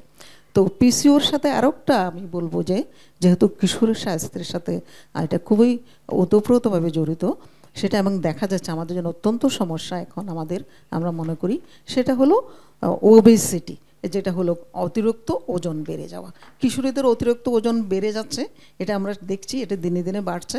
এটার বহু কারণ আছে পিছনে, কিন্তু এই ব্যাপারে আমাদের সচেতন হতে হবে। কারণ বলা হয় যে পিসিওর সাথে ওবেসিটির একটা সম্পর্ক আছে। ওবেসিটির জন্য পিসিও হতে পারে, অথবা পিসিও নিজেই ওবেসিটি করতে পারে, অর্থাৎ ওয়েট গেইন বেশি হয়। তো সেই জায়গায় সচেতনতার জন্য আমাদেরকে আসলে আমরা বলি যে আমাদের সবাই বলে, আমরা জানি, সবাই বলছি ওই ব্যাপারে, যে এই বিষয়গুলোতে কিন্তু পরিবার থেকেই প্রথমে সচেতন হতে হবে। হেলদি খাবার খাওয়া, এবং হেলদি খাবার আসলে কী কী একটা লিস্ট থাকতে হবে বাসায়। সেটা যদি ইভেন দেয়ালে টাঙ্গানো যায়, ডাইনিং টেবিলে রাখা যায়, আমার মনে হয় বাচ্চারা এতে সচেতন হবে, এবং এর দেখতে দেখতে হয়তো তারা এর প্রতি বুঝতে পারবে যে এটার গুরুত্ব কী। আরেকটা হলো আমরা এক্সারসাইজের কথা বলি, যেটা বাসায় হতে পারে। বাসায় আমরা বাবা মাকে এইভাবে সচেতন হতে হবে, এবং এটাকে আমরা বলবো যে স্কুলে এখন কিন্তু যেহেতু বাসায় এবং অন্যান্য জায়গায় বাচ্চাদের সময় হয় না, পড়াশোনার চাপ, অন্যান্য জায়গার অভাবে, স্কুলে কিন্তু প্রতিদিন ইচ্ছা করলে লাস্ট পিরিয়ডে হাফ অ্যান আওয়ার যদি একটু আমার মনে হয় এক্সারসাইজ করানো হয়, সেই জায়গা থেকেও কিন্তু বাচ্চারা কিন্তু এই ওবেসিটি থেকে রক্ষা পেতে পারে। তো পিসিওতে তবে আমরা যে ক্রনিক ডিজিজগুলো বলছি, এগুলো নিয়ে আমরা স্কুল লেভেল, বাসায়, অথবা সামাজিক ইয়ত ক্লাবগুলো থাকে, ওখানেও কিন্তু ওখান থেকেও কিন্তু অ্যাওয়ারনেসের একটা ব্যবস্থা করা যেতে পারে। একটা নেটওয়ার্কিং তৈরি করা যায়, যারা অ্যাডোলেসেন্ট, যারা কিশোর ক্লাব, যদিও আমাদের দেশে ওরকম কিশোর ক্লাব অত বেশি নেই, কিন্তু আছে, এগুলোর সাথে একটা নেটওয়ার্কিং হলেও কিন্তু তারা সচেতন হতে পারে। এবং এন্ডোমেট্রিওসিস এবং পিসিওস, এই দুটো ক্রনিক, যদিও এটা মাসিকের জন্য হয় না, কিন্তু মাসিকের অস্বাভাবিকতা নিয়েই আমাদেরকে আগে থেকে নির্ণয় করার জন্য, এটা রোগটাকে আগে থেকে প্রাথমিকভাবে নির্ণয় করার জন্য প্রয়োজন পড়ে। এবং আমরা চাই যে এটা এই বিষয়গুলোর কাউন্সিলিংও দরকার, এবং সেই জায়গায় থেকে আমরা যারা অবস্টেট্রিশিয়ান, গাইনোকোলজিস্ট, আমাদের কাছে যখন মায়েরা আসে, তখন আমরা তাদের সাথে কাউন্সিলিং করতে পারি, তাদের বাচ্চাদের নিয়ে প্রবলেম হলে সেইগুলো বলে, এবং সেটা যেন অন্যদেরকে তারা বলে, সেই জায়গাগুলোকে আমরা গুরুত্ব দিতে পারি। তাহলে কিন্তু তারা সচেতন হলে, এই বিষয়গুলোতে সচেতন হলে তারা কিন্তু আগে থেকেই সচেতন হবে, এবং রোগ নির্ণয়, প্রাথমিক পর্যায়ে রোগ নির্ণয় করা যাবে, এবং এগুলাকে আসলে চিকিৎসাও করা সম্ভব। সুতরাং এগুলো নিয়ে আসলে আমরা সচেতনতার জন্য নিয়েই মেইনলি আজকে কথা বলবো, সাথে আমরা এডুকেশন এবং কাউন্সিলিং। আর আমাদের তো অবশ্যই সার্ভিসে অ্যাক্সেস থাকতে হবে আমাদের এই কিশোরদের, কারণ এই এন্ডোমেট্রিওসিস পিসিও শুধু কিশোরদের থেকে যদি আমরা প্রথমেই প্রতিরোধ করতে পারি, তাহলে এর যে যে হার্মফুল ইফেক্ট আছে ব্যাপক, সেই জায়গাটাকে আমরা আসলে নিয়ন্ত্রণ রাখতে পারবো। তো আমরা আসলে সবাই একসাথে বসেছি, আমরা সবাই একসাথেই কাজ করছি, এবং আমরা সফল হব ইনশাআল্লাহ। ধন্যবাদ। ধন্যবাদ ম্যাডাম আপনাকে। আমি এখন অনুরোধ করব প্রফেসর ফেরদৌস ইসলাম, এই যে মেনস্ট্রুয়েশন নিয়ে এত টাবু এবং স্টিগমা, এবারে প্রতিপাদ্য বিষয়ের প্রথম অবজেক্টিভ সেটা হচ্ছে যে এই স্টিগমা দূরীকরণ, এবং বিশেষ করে অ্যাডোলেসেন্টদের মধ্যে থেকে, মানে breaking the stigma of the adolescent, এটা 1 নম্বর হচ্ছে অবজেক্টিভ এবারের প্রতিপাদ্য বিষয়ের। তো এটা আসলে আমাদের দেশে কীরকম আছে, আর আসলে এটাকে ভাঙতে হবে, যে এটা ব্রেক করতে হবে, ব্রেক করার পদ্ধতি কী, এটা নিয়ে আপনাকে বলার জন্য। ধন্যবাদ গুলশান আপা। প্রথমে ধন্যবাদ জানাচ্ছি পিএজিএসবি, প্রথম আলো এবং এসকেএফকে একটা গুরুত্বপূর্ণ বিষয়ে গোল টেবিল সুন্দর একটা অনুষ্ঠান আয়োজন করার জন্য। এতক্ষণ আলোচনা থেকে কিছুটা উঠে এসছে যে সারা বিশ্বে অনাদিকাল থেকে এই মেয়েদের এই ঋতুস্রাব কিংবা মাসিকের সময় এই কুসংস্কার জড়িয়ে আছে, এবং এটা মূলত সামাজিক, সাংস্কৃতিক ও ধর্মীয় ব্যাপারের সাথে জড়িত আছে। এবং এই কুসংস্কারের কারণেই মেয়েরা, স্পেশালি এই অ্যাডোলেসেন্ট, যেটা গুলশান বলছেন, অ্যাডোলেসেন্ট মেয়েরা নিজেদেরকে অপবিত্র মনে করে, এবং এটা লজ্জাজনক বিষয় তারা এটাকে মনে করে। এবং এইসব কারণে তারা পরিবারের মধ্যেও ভাই, বাবা, এমনকি পুরুষ মানুষের সামনে এই মেনস্ট্রুয়েশনের কথা বলা যাবে না, এই জিনিস তাদের মধ্যে একটা ধারণা আছে। এবং আমাদের মেয়েদের কিছু দৈনন্দিন কাজে এই মাসিকের একটা প্রভাব পড়ে, এই ট্যাবুর, এই কুসংস্কারের কিছু প্রভাব পড়ে। যেমন বলা হচ্ছে যে পিরিয়ড হলে মেয়েরা খেলাধুলা করতে পারবে না, তাদের মানসিক বিকাশের জন্য কোনো কাজ করতে পারবে না, তাদের স্কুলে যেতেও কিছু কিছু জায়গা তারা যেতে চায় না, এবং সাঁতার কাটা, কিছু কিছু মেয়েরা আছে কমন জায়গায় তারা গোসল করে, সেই জায়গাগুলো যাওয়া যাবে না। তো এই যে এই জিনিসগুলোকে নিয়ে আসলে সার্বিকভাবে মেয়েরাই থাকে। শুধু তাই নয়, সামাজিক না, ধর্মীয় বড় ব্যাপার হচ্ছে, ধর্মীয় ব্যাপারেও এটা বড় একটা টাবু কাজ করে। শুধু মানে সব ধরনের ধর্ম, যেমন হিন্দু, বৌদ্ধ, মুসলিম, খ্রিস্টান, সব ধর্মেই অনেক বিধিনিষেধ আছে মাসিকের সময়। যেমন বলা হয় যে কোনো উপাসনালয়ে মেয়েরা ওই সময় যেতে পারবে না, মসজিদ, গির্জা, মন্দির যেতে পারবে না, তারা কোনো উপাসনা করতে পারবে না, রোজা রাখতে পারবে না। হ্যাঁ, এবং তাদেরকে প্রার্থনা করা ছাড়াও অনেক ধর্মীয় অনুষ্ঠান সেখানে যেতে পারবে না। এমনকি কোনো মৃত মানুষ যদি মারা যায় সেখানে তাদেরকে যেতে মানা করা হয়, মৃত ব্যক্তির কাছে যাওয়া যাবে না, কবরস্থানে যাওয়া যাবে না। সো এই সমস্ত এছাড়াও আমাদের কিছু দৈনন্দিন কিছু কাজ, ঘরের কাজ আছে। যেমন অনেক সমাজ আছে যে তারা রান্নাবান্না করতে পারবে না, অনেকের কথা উঠে আসে যে রান্নাবান্না করা যাবে না, তাদের হাতে খাবার কেউ খাবে না। এবং একটা স্পেশাল জিনিস চলে, যে সেটা হচ্ছে যে আনম্যারিড মেয়ে, যারা মেয়েদের বিয়ে হয় নাই, ওরা ট্যাম্পুন ব্যবহার করা। বলা হয় যে না, ট্যাম্পুন ব্যবহার করবে না, তাহলে কি হবে, ওদের ভার্জিনিটি নষ্ট হয়ে যাবে। সো এই জিনিসগুলোও কিন্তু আমাদের সমাজে অনেকভাবে প্রচলিত আছে। সো আমরা মনে করছি যে যে এই সমস্ত ট্যাবুগুলা থেকে যদি আমরা উঠে আসতে না পারি, এবং এই ট্যাবুর কারণেই কিন্তু মেয়েদের শারীরিক এবং মানসিক বিকাশ কিছু মানে বিলম্বিত হচ্ছে। এবং এটার জন্য আমাদেরকে আসলে সচেতন হতে হবে। এবং এই রাউন্ড টেবিল আশা করি যে মেয়েদেরকে সচেতনতা বৃদ্ধির জন্য অনেক অনেক ভালো, এবং বিভিন্ন পদক্ষেপ সম্পর্কে আলোচনা করা হয়েছে। এবং সবচেয়ে বেশি মনোযোগ দিতে হবে এই ট্যাবুগুলো থেকে উঠে আসার জন্য। আসুন আমরা সবাই মিলে এই সচেতনতা বৃদ্ধির জন্য এবং এই কুসংস্কারের বেড়াজাল থেকে আমরা যাতে উঠে আসতে পারি, তার জন্য সবাইকে আমরা উদ্বুদ্ধ করি। ধন্যবাদ। ধন্যবাদ আপনাকে। আসলে আমাদের দেশে না, সারা বিশ্বব্যাপী যে সার্ভে হয়েছে সেখানে দেখেছে যে মাত্র 16% অ্যাডোলেসেন্ট এবং ইয়াং গার্লরা জানে যে মানে ইনফরমেশনটা এনাফ তার জন্য মেনস্ট্রুয়াল হাইজিন কীভাবে মেনটেন করতে হবে, আর বাকিরা জানে না। এই যে বাকিরা জানে না, এই বাকিরা জানে না এদের কী ধরনের মানে আনহাইজিনিক ম্যানেজমেন্টের জন্য রিপ্রোডাক্টিভ ট্র্যাক্ট রিলেটেড ডিজিজগুলো হতে পারে, অথবা অন্য কিছুতেও, কারণ এনভায়রনমেন্টের সমস্যা থাকে, ওয়াশিংয়ের সমস্যা থাকে। এর থেকে কি কি ডিজিজে আমাদের অ্যাডোলেসেন্টরা ভুগতে পারে এ ব্যাপারে আলোকপাত করার জন্য আমি অনুরোধ করছি প্রফেসর ইফফাত আপনাকে, আমাদের ট্রেজারার পিএজিএসবি। হ্যাঁ, ধন্যবাদ প্রফেসর গুলশানারা। আমি ধন্যবাদ জানাচ্ছি পিজিএসবিকে, প্রথম আলো এবং এসকেএফ ফার্মাসিউটিক্যালকে এরকম একটা ইম্পর্টেন্ট রাউন্ড টেবিল কনফারেন্স করার জন্য। আসলে যেটা হচ্ছে মাসিক কিংবা মেনস্ট্রুয়েশন, এটা একটা স্বাভাবিক ফিজিওলজিক্যাল প্রসেস, কিন্তু আমাদেরকে এটা জানতে হবে যে এই ফিজিওলজিক্যাল প্রসেসের মধ্যে অনেকগুলো কমপ্লিকেশনস হতে পারে। কমপ্লিকেশনস মানে জটিলতা। প্রথম আমাদের জানতে হবে যে মাসিক আমরা নর্মাল কাকে বলবো। নর্মাল মাসিক হচ্ছে যেটা 28 থেকে 30 দিনের ইন্টারভ্যালে হবে এবং ব্লাড লস হবে 70 থেকে 80 ml পর্যন্ত। এটা হচ্ছে স্বাভাবিক প্রসেস। কিন্তু যখনই স্বাভাবিক প্রসেসটা তার ইন্টারভ্যালের যেটা হারায় ফেলবে এবং ব্লাড লসের অ্যামাউন্টটা বেশিরভাগই আমরা বলি যে বেড়ে যাবে, তখনই আমরা বলি কমপ্লিকেশনস দেখা যাবে। যেমন হচ্ছে কি কি কমপ্লিকেশনস হতে পারে মাসিকের সাথে।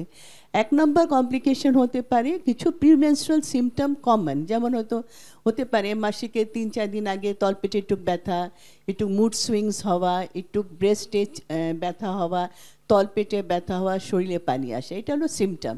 কিন্তু যখন এটা বেশি সিভিয়ার আকার ধারণ করবে তখন আমরা এটাকে বলবো প্রিমেনস্ট্রুয়াল সিনড্রোম, তখন এটা চিকিৎসা লাগবে। তা প্রিমেনস্ট্রুয়াল সিনড্রোম হলো এগুলি যখন অতিরিক্ত হবে, অতিরিক্ত তলপেটে ব্যথা, অতিরিক্ত ব্রেস্টে ব্যথা, মুড সুইং, শরীরে পানি আসা এবং মেজাজটা খিটখিটে হওয়া যাওয়া, এটারও চিকিৎসা লাগবে এবং এটার সম্বন্ধে অ্যাওয়ারনেস থাকতে হবে যে এটা সিনড্রোমের মধ্যে চলে যাচ্ছে। তারপর আর কি কমপ্লিকেশনস হতে পারে, জটিলতা হতে পারে মাসিকের সাথে। 1 নম্বর হচ্ছে আমরা যেটা বলবো মেনোরেজিয়া। এখন মেনোরেজিয়া কাকে বলবো? যখন মাসিকের ডিউরেশন 7 দিনের বেশি অথবা কোয়ান্টিটিটা অনেক বেশি হবে, মনে করেন 80 ml, সেখানে দেখা যাবে 150-200 ml। তো এই 150-200 ml তো একটা মানুষের হিসাবের মধ্যে আসবে না, বলতে হবে যদি আপনার সারা দিনে স্যানিটারি ন্যাপকিনস যদি 5 থেকে 6 বার 7 বার চেঞ্জ করতে হয় এটা বেশি। সাধারণত সারা দিনে 2টা থেকে 3টাই স্বাভাবিক, কিন্তু 7 to 8 যদি পাল্টাইতে হয় এটা বেশি। এবং এই ম্যানোরেজিয়ার সাথে আমরা দেখতে পারবো যে রক্ত শূন্যতাও ডেভেলপ করে যাবে, কারণ এত বেশি ব্লাড লস হলে সেটার চিকিৎসা লাগবে। তাহলে ম্যানোরেজিয়া হচ্ছে একটা কমপ্লিকেশন। আরেকটা কমপ্লিকেশন হচ্ছে ডিসমেনোরিয়া, মাসিকের সময় অতিরিক্ত ব্যথা। প্রথম দিনে ব্যথাটা স্বাভাবিক, কিন্তু বেশি যদি ব্যথা হয়, দ্বিতীয়, তৃতীয়, চতুর্থ অথবা শেষের দিনে যদি ব্যথা বেশি হয়, তাহলে এটা আরেকটা রোগকে ইঙ্গিত দিচ্ছে, দ্যাট ইজ এন্ডোমেট্রিওসিস, যেটা আমাদের আগে স্পিকার্সরা বলে গিয়েছে এন্ডোমেট্রিওসিস। তাহলে বেশি ব্যথা মাসিকের শেষে সেটা আমরা এন্ডোমেট্রিওসিসকে চিন্তা করব এবং এটার জন্য চিকিৎসা লাগবে। প্রথম দিনে ব্যথার জন্য হয়তো একটু প্যারাসিটামল অথবা ভিসালজিন এই ধরনের ওষুধ যদি খেয়ে ফেলে তাহলে ব্যথাটা কমে যায়, এটার চিকিৎসা খুব বেশি দরকার নেই। তারপর আরেকটা সমস্যা হচ্ছে যেটাকে আমরা বলি যে অলিগোমেনোরিয়া, যেটা পিসিও দিকে যায়, যে মাসিক দেখা যায় 2 থেকে 3 মাস পর পর হয় এবং এর সাথে পরিমাণ অনেক সময় এত অল্প হয় যে বলা যায় যে মাসিক হচ্ছেই না। তার সাথে আবার কিছুটা অবিসিটি, মোটা হয়ে যায় এবং দেখা যায় ঘাড়ের দিকে একটু কালো দাগ হয়ে যায়, হার্সুটিজম ডেভেলপ করে। এরকম যদি হয়, যেটাকে আমরা বলি অ্যাবনর্মাল ইউট্রাইন ব্লিডিং, যেটা অলিগোমেনোরিয়া টাইপ, এটারও আবার চিকিৎসা লাগবে, এটা একটা আলাদা বিষয় পিসিও। আরেকটা হচ্ছে ইপিমেনোরিয়া, মাঝে মাঝে দেখা যায় যে মাঝে মাঝে 30 দিনের আগেই ব্লিডিং হয়ে যাচ্ছে, সেটাও একটা হরমোনজনিত কারণ, যেটাকে আমরা বলি অ্যাবনর্মাল ইউট্রাইন ব্লিডিং, ওভিলেশন কারণে, সেটার জন্য চিকিৎসা লাগবে। চিকিৎসা সাধারণত আমরা অনেক সময় জন্ম নিয়ন্ত্রণে বড়ি দিলেই এগুলো ঠিক হয়ে যায়। তাহলে আমাদেরকে জানতে হবে যে মাসিকের কমপ্লিকেশনসগুলোর মধ্যে প্রিমেনস্ট্রুয়াল সিনড্রোম একটা, মেনোরেজিয়া, ডিসমেনোরিয়া, তারপর হচ্ছে যেটাকে বলি অলিগোমেনোরিয়া, এই সব সম্বন্ধে আমাদের জানতে হবে, সচেতন থাকতে হবে এবং চিকিৎসা নিতে হবে যদি এই দিকে চলে যায়। ধন্যবাদ সবাইকে এবং আমাদের সাথে থাকার জন্য ধন্যবাদ।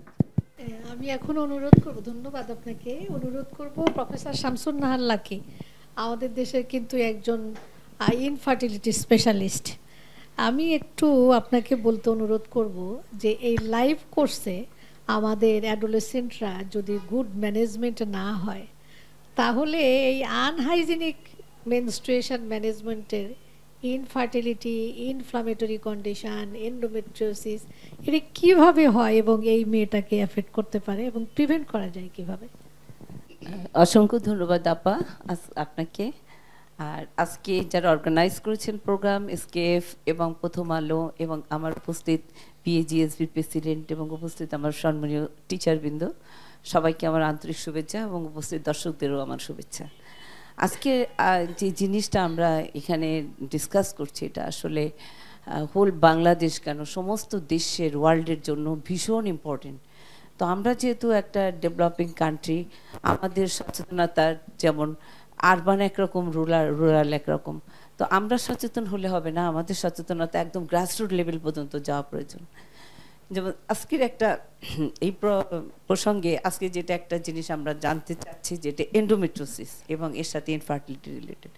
তো এন্ডোমেট্রিওসিসটা একটা রোগটা, আমি যদি বলি যে এটা কি, আসলে এটা এন্ডোমেট্রিয়াম, আমরা জানি প্রতি মাসে মাসে মাসিকটা হয় এবং আমরা জানি ডেটটা কবে, কিন্তু এন্ডোমেট্রিয়াল টিস্যুটা ইউটারাসের ভিতরে একটা লেয়ার যেটা শেডিং হয়, সেইটা দিয়েই মাসিকটা হয়।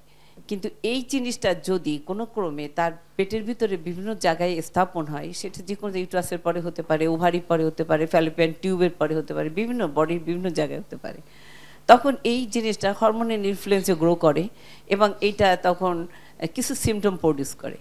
এখন এই পেশেন্টের কারা এই ধরনের এন্ডোমেট্রিওসিস রিস্ক, এটা যদি আমরা চিন্তা করি, তাহলে প্রথমে আমরা একদম বাচ্চা থেকে চিন্তা করি, যে নিওনেট, একদম ছোট বাচ্চা, যে বাচ্চাটা মা এসে কমপ্লেন করে যে এই আমার মেয়ের দেখেন আজকে 4 দিন হয়েছে হঠাৎ করে আমার মেয়ের এই সন্তানের রাস্তা দিয়ে রক্ত আসছে, এই পেশেন্টটা কিন্তু অনেক ঝুঁকিপূর্ণ। কারণ এর যে সন্তানের রাস্তা দিয়ে রক্ত আসছে, এই রক্তটা কিন্তু তার রেট্রোগ্রেড, মানে তার টিউব দিয়ে পেটের মধ্যে কিছু ব্লাড পড়ছে, এবং পড়লে তখন ওর ভিতরে যে সেলগুলো থাকে, ওটাকে একটা স্টেম সেল টাইপ আর কি, ওটা থেকে যায় ভিতরে, পেটের মধ্যে থাকে। এবং এই মেয়েটা যখন মেনস্ট্রুয়েশন শুরু হবে, সেটা 9 বছর হোক, 10 বছর হোক, 11 বছর হোক, এই সেলগুলো তখন ওই পেটের ভিতর থেকে পলিফারেশন শুরু করে। তার মানে যে সমস্ত বাচ্চার মা এসে কমপ্লেন করবে, তার মাকে একটু অবশ্যই আমাদেরকে সচেতন করতে হবে যে আপনার মেয়ের কিন্তু আপনি একটু খেয়াল রাখবেন, আপনার মেয়ের মাসিকের যদি ব্যথা হয়, বড় হলে যখন ও 10-11 বছর মাসিক হবে, ব্যথা হবে, আপনি কিন্তু আমাদেরকে আর্লি এটাকে ইনফর্ম করবেন। কারণ এই জিনিসটা ভালো, আপনার জেনিটাল ট্র্যাক্ট মেয়ের ভালো আছে, কিন্তু এই মেয়েটা রিস্কি ইন ফিউচার। আবার সেরকম যে মেয়ের আর্লিতে মেনার্কি হচ্ছে, যে মেয়েটার ঘন ঘন মেনস্ট্রুয়েশন হচ্ছে, যে মেয়েটা মেনস্ট্রুয়েশন হলে সারতে চায় না, অথবা তার মার এন্ডোমেট্রিওসিসের রোগটার হিস্ট্রি আছে, অথবা তার বোনের হিস্ট্রি আছে, এই মেয়েটা অনেক ঝুঁকিপূর্ণ। এবং এই মেয়েটা যদি কোনো মেয়ে এই অ্যাডোলেসেন্ট অনেক পেইন, পেটের মধ্যে মাসিক হলে ব্যথা, ব্যথা তো সারেই না এবং সারা মাস ধরে ব্যথা, এই মেয়েটার ল্যাট্রিন করতে গেলে ব্যথা করে, এই মেয়েটার ইউরিনে ব্যথা করে, এই মেয়েটাও কিন্তু অনেক ঝুঁকিপূর্ণ এন্ডোমেট্রিওসিসের জন্য।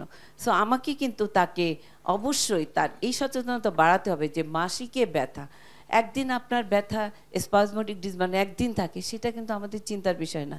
চিন্তার বিষয় হলো যে মেয়েটা 4-5 দিন ধরে ব্যথা, যে মেয়েটা স্কুলে যায় না, যে মেয়েটা এত অসহ্য ব্যথা, যে মেয়েটা কমপ্লেন করছে যে আমার ল্যাট্রিন করতে ব্যথা, আমার পেশাবে ব্যথা, এই মেয়েটাকে কী করে মা তাদেরকে এই জিনিসটা লুকায়, মা কবিরাজের ওষুধ খাওয়ায়, মা একটা গলার মাদুলি এনে পড়ায়, এটা ঠিক না। আপনি অবশ্যই মা এটা মা বলে আমার এই বাচ্চা মেয়েকে গাইনির কাছে নিয়ে যাব, ওটা যদি আমার ভিতরে মেয়ে হাত দিয়ে চেক করে, আসলে না, এই টাবুটা দূর করতে হবে।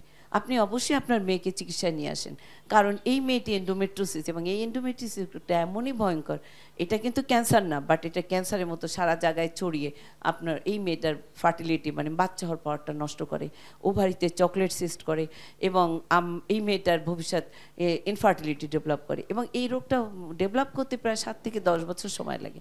সো আমাদেরকে এই টাইমটায় তাকে আর্লিতে এই সচেতনতা আমাদেরকে ছড়িয়ে দিতে হবে প্রতিটা জায়গায়, প্রতিটা ফ্যামিলি প্ল্যানিং, প্রতিটা FWA এদেরকেও ট্রেনিং দিতে হবে, যারা একদম গ্রাসরুটে চলে যায়। অনেক মেয়েরা আসে যে রোগটা হয়েছে গুরুত্ব দেয়নি, এবং যখন সে আসছে বাইল্যাটারাল চকলেট সিস্ট, বয়স তার 21 বছর, এক্সটেন্সিভ এন্ডোমেট্রিওসিস, তার মা হওয়ার কোনো পাওয়ার সব লস হয়ে গেছে। তো এটা অনেকেই দুঃখজনক। তা আমরা এইসব অ্যাডোলেসেন্টকে কিছু তাকে ঠিকমতো ডায়েট, ঠিকমতো এক্সারসাইজ, এবং ডায়েটের ভিতরে বিশেষ করে হাই স্ট্রোজেন কন্টেন্ট ফুড, যেমন আমরা জাঙ্ক ফুডগুলা, তারপরে কিছু ফ্রুটস আছে যেগুলো সোয়াবিন, এগুলোর মধ্যে স্ট্রোজেন কন্টেন্ট বেশি, এইসব খাবারগুলা কিন্তু ইনফ্লুয়েন্স করে এন্ডোমেট্রিওসিসটাকে, স্ট্রোজেন বাড়ায়, এটাকে ইনফ্লুয়েন্স করে এন্ডোমেট্রিওসিস ডেভেলপ করার জন্য। তো আমরা সেদিকেও সচেতন করব, আমরা পরিবারকে সচেতন করব, আমরা গ্রাসরুট লেভেলে সচেতন করব, এবং মিডিয়া ইউজ করব, এবং চারিদিকে ইনফরমেশান স্প্রেড করব যে আমরা কিভাবে endometriosis early diagnosis, early treatment, এবং যা সিকুলি হিসাবে ইনফার্টিলিটি এবং একটা কনিক পেলভিক পেন, এটাকে আমরা কিছু প্রিভেনশন করতে পারি। রোগকে আমরা নিরাময় করতে পারবো না, কিন্তু রোগটাকে কিছুটা হলেও আমরা প্রিভেনশনের দিকে নিয়ে যেতে পারবো। ধন্যবাদ আমাকে স্পেস দেওয়ার জন্য, সবাইকে ধন্যবাদ। Thank you professor Shamsun Nahar Lucky. আমি এখন অনুরোধ করছি আমাদের প্রফেসর ফাতেমা রহমান পিঙ্কি, এই যে আমাদের মানে মেনস্ট্রুয়াল হাইজিন মেনটেন করা আমাদের অ্যাডোলেসেন্টরা মানে অ্যাক্সেসে কোথায় কোথায় ব্যারিয়ারের সম্মুখীন হয় তারা, এবং সেই ব্যারিয়ারগুলো আমরা কিভাবে ওভারকাম করতে পারি। অনেক ধন্যবাদ প্রফেসর গুলশানার ম্যাডাম এবং প্রফেসর কোহিনুর বেগম ম্যাডামকে আমাকে এই অনুষ্ঠানে অংশগ্রহণ করার সুযোগ করে দেওয়ার জন্য, এবং পিএজিএসবি সোসাইটি, প্রথম আলো এবং এসকেএফকেও ধন্যবাদ জানাচ্ছি এত সুন্দর একটি অনুষ্ঠান আয়োজন করার জন্য, যেটা আসলেই আমাদের মানে সমাজের সচেতনতা তৈরি করার ক্ষেত্রে একটা বড় ভূমিকা রাখবে। যেখানে আমাদের সোসাইটিতে আসলে অ্যাডোলেসেন্ট মেয়েদের এই মেনস্ট্রুয়াল হাইজিনটা আসলে মানে সবসময়ই এটা উপেক্ষিত একটা বিষয়। তো মেনস্ট্রুয়াল হাইজিন সম্পর্কে সচেতনতা এটা যেমন পরিবার থেকে হতে হবে তেমনই সমাজ থেকে হতে হবে। এবং দেখা গেছে যে একটা কম বয়সী মেয়ে যখন তার মেনস্ট্রুয়েশন হয়, প্রথম যখন তার মেনস্ট্রুয়েশন হয়, সেই ক্ষেত্রে তার পরিবারের কিন্তু দায়িত্ব যে সে কিভাবে স্যানিটারি প্যাড ইউজ করবে, সেই প্যাডটা তাকে এনে দিতে হবে, তার ব্যবহার বিধি তাকে শিখিয়ে দিতে হবে, এবং এই ক্ষেত্রে কিন্তু মায়ের ভূমিকা অপরিসীম। এবং আরেকটা তাহলে দ্বিতীয় হচ্ছে যে সে এই স্যানিটারি প্যাড কোথা থেকে সে আনবে। তাহলে দেখা গেছে যে একটা কম বয়সী মেয়ে, সে হয়তো নিজে তো দোকানে যে যাচ্ছে না, বা তার দরকারের সময় সে দোকানে যে কেমন করে বলবে। তাহলে যদি আমরা পরিবার, তার মা বাবা ভাই বোন সবাই সচেতন হয় এই বিষয়ে, সে কিন্তু যে কোনো বাড়ির পুরুষ সদস্যই কিন্তু তাকে স্যানিটারি প্যাডটি তার কাছে প্রয়োজন মতো পৌঁছে দেওয়ার ব্যবস্থা করতে পারে। দ্বিতীয় হচ্ছে যে এটা আর্থিক যেই সমস্যার কথা, যদিও স্যানিটারি প্যাড মাসে মানে স্যানিটারি প্যাড একবার ইউজ করা, সেটা আসলে আর্থিক দিক থেকে কিন্তু অত ক্ষতিগ্রস্ত মানুষ হবে না। কারণ এখন মানুষ একটা তার জরুরি রিকোয়ারমেন্টের মধ্যে, যেমন সে মোবাইল রিচার্জ করে একটা অ্যামাউন্টের টাকার, সে তার একটা বই খাতাপত্র যেরকম কেনার জন্য সে তার টাকা দরকার হয়, সেইটা কিন্তু আমরা তাদের পরিবার মানে গার্জিয়ানরা কিন্তু তাদেরকে এই স্যানিটারি প্যাডের জন্য একটা আলাদা টাকা তার জন্য রেখে দিতে পারে। অথবা মাসের শুরুতেই যেটা হয় যে তার মানে অন্য খরচের পাশাপাশি সেই মানে স্যানিটারি প্যাডটাও তার জন্য কেনা হয়, তাহলে কিন্তু তার প্রয়োজনের সময় সে স্যানিটারি প্যাডটি ইউজ করতে পারবে। কারণ দেখা গেল যে তার হয়তো রাতে মেনস্ট্রুয়েশন হলো, সেই সময় সে স্যানিটারি প্যাডটা পেল না, তখন এবং সকালে তার স্যানিটারি প্যাড আনতে আনতে অনেক দেরি হয়ে গেল, সেটাও তার একটা সমস্যা। তারপরে দ্বিতীয় বড় ক্ষেত্র হচ্ছে যে যেহেতু আমরা অ্যাডোলেসেন্ট মেয়েদের নিয়ে আলাপ করছি, তার হচ্ছে স্কুল একটা অত্যন্ত গুরুত্বপূর্ণ জায়গা। সেইখানে যদি যেখানে আমরা যেটা বলেছি, যেমন অভিভাবকরা সচেতন হবেন, তেমন যদি তার শিক্ষক শিক্ষিকারা সচেতন, স্কুল কর্তৃপক্ষ, স্কুলে একটা ক্যান্টিন থাকে, সেখানে কিন্তু আমরা একটা কর্নারে স্যানিটারি ন্যাপকিনের ব্যবস্থা করতে পারি। সেখানে যদি অ্যাভেলেবল থাকে, সে তার প্রয়োজন মতো সেখান থেকে সে কিনতে পারে। সেটা এই জায়গাটা আমরা গুরুত্ব কম দিচ্ছি, কিন্তু এটাই আমি মনে করি সবচেয়ে গুরুত্বপূর্ণ জায়গা। অথবা সে যদি কোথাও, সব অ্যাডোলেসেন্ট মেয়েরাই যে মানে স্কুলে যায় তাও না, স্কুলে না যাওয়ার সংখ্যা, তারা হয়তো কোথাও কাজ করে, কোনো মিলে কাজ করতে পারে, কোনো প্রতিষ্ঠানে, যদিও মানে এই কম বয়সী মেয়েদের কিন্তু মানে আইন অনুযায়ী কাজ করার কথা না। তারপরে সেইখানেও যেসব আছে, বা ইভেন যারা মানে অ্যাডোলেসেন্ট পার হয়ে গেছে, তাদেরও মেনস্ট্রুয়াল হাইজিনের জন্য কিন্তু তার কর্মক্ষেত্রেও কিন্তু একটা কর্নার করার চিন্তা করতে পারে। কারণ সে যখন কাজের জায়গায় থাকে, সেখানেও কিন্তু সে এই প্যাডটা কেনার, তার হয়তো দোকান অনেক দূরে, সেটা একটা সমস্যা হয়ে যেতে পারে। তারপরে স্কুলে যেটা হয় যে তার হঠাৎ করে মেনস্ট্রুয়েশন হলো, তখন সে কোথায় স্যানিটারি প্যাড পাবে? সেই সময় সেই স্কুল দেখা যায় যে মানে আমরা দেখেছি যখন আমরা ছোট ছিলাম, যে এরকম মেনস্ট্রুয়েশন হঠাৎ করে হলে তখন সে স্কুলটা মিস করে সে বাড়িতে চলে যেত। তাহলে সেইটা যাতে না হয়, তার যাতে লেখাপড়ার ক্ষতি না হয়, সেই ক্ষেত্রেও কিন্তু আমরা স্কুলে এই স্যানিটারি প্যাড মানে ব্যবস্থা করতে পারি। তারপরে হচ্ছে যে আরেকটা হচ্ছে যে সে যে কিনতে যাবে যখন, তাহলে একটা দেখা যায় যে সেই ক্ষেত্রে কিন্তু একটা সংকোচ ফিল করে দোকানদারের কাছে সেই স্যানিটারি প্যাডটা সে কিনতে যাবে। তাহলে যদি আমাদের এই ক্ষেত্রে কিন্তু নজর দিতে হবে যে পরিবারের পাশাপাশি সমাজকেও সচেতন করতে হবে, সমাজের প্রতিটা পুরুষ যেন এইটাতে মানে তারা অভ্যস্ত হয় যে মেনস্ট্রুয়েশন অত্যন্ত একটা স্বাভাবিক ব্যাপার। মানে একটা মেয়ে যেমন বড় হয়, তার মা হয় ভবিষ্যতে, এবং সেই রকম মেনস্ট্রুয়েশনটাও তার একটা অত্যন্ত স্বাভাবিক ব্যাপার, এবং সেটার জন্য তার সুরক্ষা যেমন দরকার, স্বাস্থ্য সচেতনতা দরকার। তাহলে সেই ক্ষেত্রে সেই জন্য তারাও কিন্তু এই যখন যে একটা কেউ স্যানিটারি প্যাড কিনতে গেল, তাকে যেন দ্রুত স্যানিটারি প্যাডটা দিয়ে দেওয়ার ব্যবস্থা করে। দেখা যায় যে মেয়েরা অনেক সময় দোকানের এক পাশে চুপ করে দাঁড়িয়ে থাকে, হয়তো অনেক ভিড়টা কমে গেলে তারপরে কিনবে। তাহলে এটা মানে সমাজের অ্যাওয়ারনেসটাও জরুরি, যাতে তার এই মানে স্যানিটারি প্যাড পেতে, মিনিস্ট্রিয়াল হাইজিনটা মেনটেন করতে তার কোনো সমস্যা নয়, সেই দিকে আমাদের তো খেয়াল রাখতে হবে।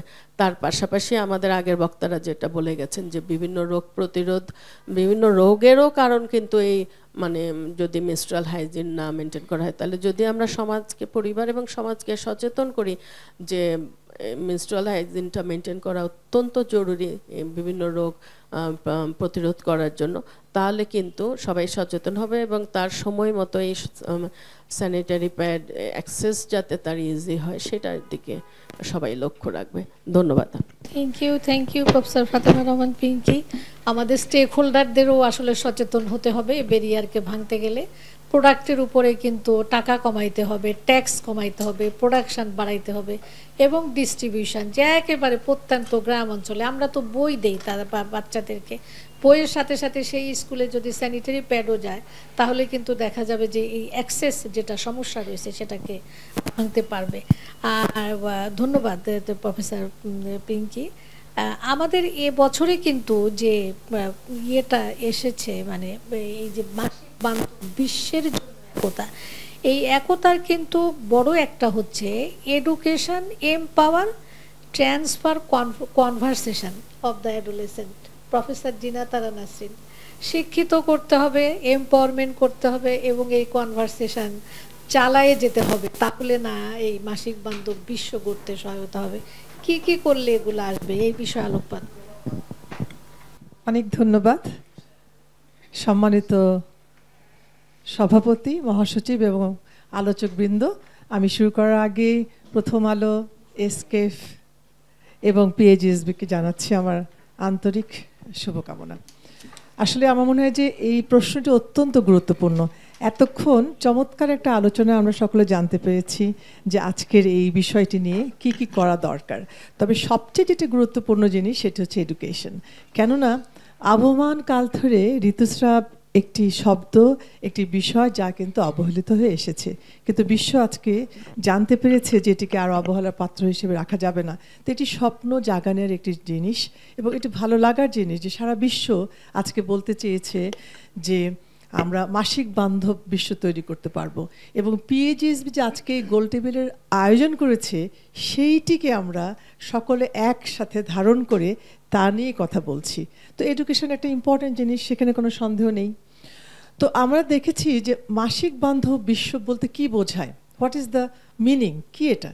মাসিক বান্ধব বিশ্ব বলতে এটাই বোঝায় যে এমন একটি পরিবেশ যেখানে একটি নারী তার ইচ্ছে মতো, তার মনের মতো করে একটি মানসম্পন্ন সাশ্রয়ী মূল্যে তার পণ্যটি বা মাসিকের জন্য প্যাডটি সে পেতে পারে। এটি হচ্ছে মূল মাসিক বান্ধব বিশ্বর পরিবেশ। তাহলে এটির জন্য একদম সারা পৃথিবী চারটি জিনিস ধারণ করে দিয়েছে। একটি হচ্ছে, একটু আগেই শুনেছি যে এমন একটি পরিবেশ যেখানে সমস্ত কুসংস্কার, সমস্ত ট্যাবু, স্টিগমাকে পার করে সেই সুন্দর পৃথিবী দিকে এগিয়ে যাওয়া, যেটা আমাদের লিপি আপা বলেছেন। দ্বিতীয়টি হচ্ছে এডুকেশন, আর তৃতীয়টি হচ্ছে পণ্য, যেটি এখনই শুনলাম, আর 4 নম্বর যেটি হচ্ছে মাসিক বান্ধব টয়লেট। এই চারটি জিনিস কিন্তু তারা বেঁধে দিয়েছে। সুতরাং এই চারটি জিনিসকে ফোকাস করে যদি আজকে পিএজিএসবি সকল আলোচনাকে কেন্দ্র করে এগিয়ে যায়, আমার মনে হয় আমরাও পৃথিবীর থেকে পিছিয়ে থাকবো না। তো সুতরাং এডুকেশনটা is very important, no doubt. এটি শুধু আমাদের আজকে গোল টেবিলে নয়, আমি পিএজিএসবির কাছে আশা করব তারা প্রতিটি প্রান্তিক মেয়ের গোড়দোড়ায় এই জিনিসটি পৌঁছে দেবে। এটি হতে পারে স্কুল, এটি হতে পারে কলেজ, এটি হতে পারে মাদ্রাসা, এটি হতে পারে যে কোনো শিক্ষা প্রতিষ্ঠান, যে কোনো কর্মসংস্থান, সকল জায়গায় আমরা যদি একটি এই ডিসেমিনেশন করি যে মাসিক বান্ধব জিনিসটি কি, মাসিকটি একটি বায়োলজিক্যাল, ফিজিওলজিক্যাল জিনিস, এটি কোনো খারাপ জিনিস নয়, এখানে কি কি সচেতনতা নিতে হবে, কি কি পরিষ্কার পরিচ্ছন্নভাবে থাকতে হবে, এবং এই কমিউনিকেশন শুধু আমরা এই মেয়েটির সাথে করব না, তার পরিবারের সাথে, তার সকল আলোচক বিষয়ের সাথে, এবং এটিতে এই যে আমাদের মিডিয়া আজকে সুন্দর করে পরিবেশন করছে তার ভূমিকা অনেক বেশি। এই কনভারসেশন চালিয়ে যেতে হলে আমাদেরকে সরকারকে, স্টেক হোল্ডারকে, সুশীল সমাজকে, নাগরিকবৃন্দকে এবং প্রত্যেকটি প্রফেশনাল বডিকে এগিয়ে আসতে হবে। তা আমার মনে হয় যে আজকের এই আলোচনা আমরা এটি জানতে পেরেছি যে আমাদের মাসিক বান্ধব বিশ্বের জন্য সকলকে একসাথে এগিয়ে আসতে হবে। পাশাপাশি আমরা যে এডুকেশনটি পেয়েছি এই শিক্ষাটি আমাদের সকলের মাঝে পৌঁছে দিতে হবে। আজকেই শুধু নয়, আমরা বারবার প্রতিবার এরকম আলোচনা করে সকলের গোড় দ্বারা এই আলোচনাটি পৌঁছে দেব। ধন্যবাদ। ধন্যবাদ প্রফেসর জিনাতারা নাসরিন। আসলে কারিকুলামও কিন্তু একটা বিরাট ব্যাপার। সার্ভে করে দেখা গেছে যে যদি মিনার্কির আগে একটা মেয়ে মাসিক সম্বন্ধে জানে তাহলে সে খুব কমফোর্টেবলি তার এই মাসিক মেনটেন করতে পারে মিনার্কির পর থেকে, এবং হাইজেনিক অবস্থায় এটা ব্যবস্থাপনা করতে পারে। অতএব কারিকুলামে আমাদের সোসাইটির কিন্তু দায়িত্ব যেটা কারিকুলামে কি ইনক্লুড করার জন্য এবং কখন ইনক্লুড করবে এই বিষয়ে সিদ্ধান্ত নেওয়ার জন্য, যেহেতু মিনার্কির আগেই হচ্ছে এডুকেশন প্রয়োজন না, ওইটা পড়ানোরও ব্যবস্থা করতে হবে। হ্যাঁ, এবার আমি অনুরোধ করব professor Rashida, professor and head of the department of gynae obstetrics, Dhaka medical college, ওনাকে বলার জন্য যে আসলে আমাদের দেশের অ্যাডোলেসেন্টরাও কিন্তু অনেক জায়গায় কাজ করে, তারা রিসার্চ ওয়ার্ক করে, সেই ওয়ার্ক প্লেসে কীভাবে তাদের পিরিয়ড ফ্রেন্ডলি করা যায় এই বিষয়ে কি কি পদক্ষেপ নেওয়া যায় সেই বিষয়টি বলার জন্য। ধন্যবাদ ম্যাডাম। পিএজিএসপি, এসকেএফ এবং প্রথম আলোকে এমন সময় উপযোগী প্রসঙ্গ উত্থাপন করার জন্য। অলরেডি আলোচনা অনেক কথা উঠে এসেছে। কিশোর কিশোরীদের জন্য মাসিক বান্ধব কর্মপরিবেশ নিশ্চিত করার জন্য আমরা যা করতে পারি, যেহেতু আমি মোটামুটি সর্বশেষ বক্তা, আমি একটু সামারাইজ করতে চাই। নাম্বার 1, সচেতনতা এবং স্বাভাবিককরণ। যে মাসিকটা একটা স্বাভাবিক জিনিস। স্কুলে বা কর্মস্থলে মাসিক নিয়ে খোলাখুলি আলোচনা করা, সম্মানজনকভাবে আলোচনা করা, উৎসাহিত করা। নাম্বার 2 হতে পারে পিরিয়ড নিয়ে কোনো বিদ্রূপ, লজ্জা বা উপহাসের যদি কেউ করে কঠোর নীতিমালা গ্রহণ করা। নাম্বার 3 হতে পারে সুপারভাইজার, প্রশিক্ষক এবং অন্যান্য কর্মীদের প্রশিক্ষণ দিব যেন তারা মাসিককালীন সহযোগিতা করতে পারে। আর স্বাস্থ্যকর এবং নিরাপদ টয়লেট সুবিধা থাকতে হবে। কিশোরীদের জন্য আলাদা, পরিষ্কার, নিরাপদ এবং ব্যক্তিগত টয়লেট থাকা দরকার। টয়লেটে পর্যাপ্ত পানি থাকতে হবে, সাবান থাকতে হবে, টয়লেট পেপার থাকা বাধ্যতামূলক। প্রতিটি টয়লেট স্টলের মধ্যে প্যাড ফেলার জন্য ঢাকনাযুক্ত বিন থাকা উচিত এবং নিয়মিত সেই বিনটা পরিষ্কারও করা উচিত। বিনামূল্যে বা কম খরচে স্যানিটারি পণ্য যেমন প্যাড, টেম্পন বা ক্যাপ যেটা ইউজ করে বিনামূল্যে বা নামমাত্র মূল্যে সেটা সরবরাহ করা উচিত। এগুলো পাওয়ার জন্য একটা গোপন ব্যবস্থা রাখা যেতে পারে, যেমন একটা নির্ধারিত কক্ষ থাকতে পারে, কোনো নার্স বা ভেন্ডিং কোনো একটা মেশিন থাকতে পারে। সময়সূচি এবং কাজের নমনীয়তা একটু থাকতে পারে, যেমন কারো যদি মাসিক হয় এবং সে যদি অস্বস্তি বোধ করে বা কোনো অসুস্থ বোধ করে, ছোট বিরতি বা একটা বিশ্রাম নেওয়ার সুযোগ দেওয়া যেতে পারে। পোশাকেও নমনীয়তা রাখা যেতে পারে, যেমন ধরেন একটা ওড়না বা জ্যাকেট এই জাতীয়, মানে স্কুলের যে একদম টাইট শিট বা ওরকম পোশাকে ওই সময় একটু তাকে রিলিফ দেওয়া যেতে পারে। কিশোরী কর্মীদের জন্য একটা নির্দিষ্ট বিশ্রাম ঘর থাকতে পারে। তারপরে যেটা হতে পারে, যেটা জিনাত ম্যাডাম বললেন, শিক্ষা থাকতে হবে, এডুকেশন থাকতে হবে। মাসিক স্বাস্থ্য ও পরিচর্যা নিয়ে ওয়ার্কশপ বা প্রশিক্ষণ সেশন করা যেতে পারে। আমি একটু বলি, 2009-10-এ আমি কিন্তু একটা স্কুলে গিয়েছিলাম, সেটা ছিল ইস্পাহানি স্কুল এবং ভিকারনেসা স্কুল। আমাকে নিয়ে গেছিলো একটা, যাই হোক, ওখানে আমি 400-500 স্টুডেন্ট ছিল এবং টিচার প্যারেন্টস ছিল। ওরা আসলে মাসিকের সময় ব্যথা হলে কি করবে সেটা নিয়ে একটা কোম্পানি আসলে আমাকে নিয়ে গেছিলো বলার জন্য। তো আমি যখন বললাম ওদেরকে, ছোট ছোট বাচ্চাগুলা এসে আমাকে এত কোশ্চেন করলো। এরকম প্রোগ্রাম কিন্তু সেটা আমি করেছি 2009-10-এ। তো এরকম করা যেতে পারে, ওয়ার্কশপ করা যেতে পারে এবং সব লিঙ্গের কর্মীদের অন্তর্ভুক্ত করে মাসিক বিষয়টিকে স্বাভাবিক করা যেতে পারে। আরও আমরা যা করতে পারি, মানসিক এবং সামাজিক সহায়তা করতে পারি, যেমন কিশোরীরা যাতে নিজেদের অস্বস্তির কথা গোপনে বা নিরাপদভাবে জানাতে পারে সেরকম কাউকে একটা নির্ধারণ করে দিতে পারে স্কুলে, যেমন প্রিফেক্ট থাকে স্কুলে, বা কোনো একটা সিনিয়র বোন থাকতে পারে, তাকে সে বলতে পারে, বা পিয়ার সাপোর্ট গ্রুপ তৈরি করে দিতে পারি, কিশোরীরা নিজেরাই নিজেদের মধ্যে আলোচনা করতে পারে। পর্যবেক্ষণ এবং পর্যালোচনা করতে পারি, আমরা সব সময় কর্মীদের থেকে এই যে যারা ডিল করছে তাদের থেকে মতামত নিতে পারি, নিয়ে আমরা আবার একটু নীতিমালাও তৈরি করতে পারি। গোপন ফিডব্যাক বক্স থাকতে পারে বা একটা ফর্মের মাধ্যমে আমরা মতামত সংগ্রহ করতে পারি। আসলে আমি একটা সংক্ষিপ্ত চেকলিস্ট বলতে চাই, একদম লাস্ট কয়েকটা কথা। 1 নম্বর, পরিষ্কার ব্যক্তিগত টয়লেট থাকা দরকার। 2 নম্বর, ফ্রি বা সাশ্রয়ী স্যানিটারি পণ্য ব্যবস্থাপনা থাকা দরকার। 3 নম্বর, প্যাড ফেলার উপযুক্ত বিন থাকা দরকার। নমনীয় কর্মসূচি এবং বিশ্রামের সুযোগ থাকা দরকার।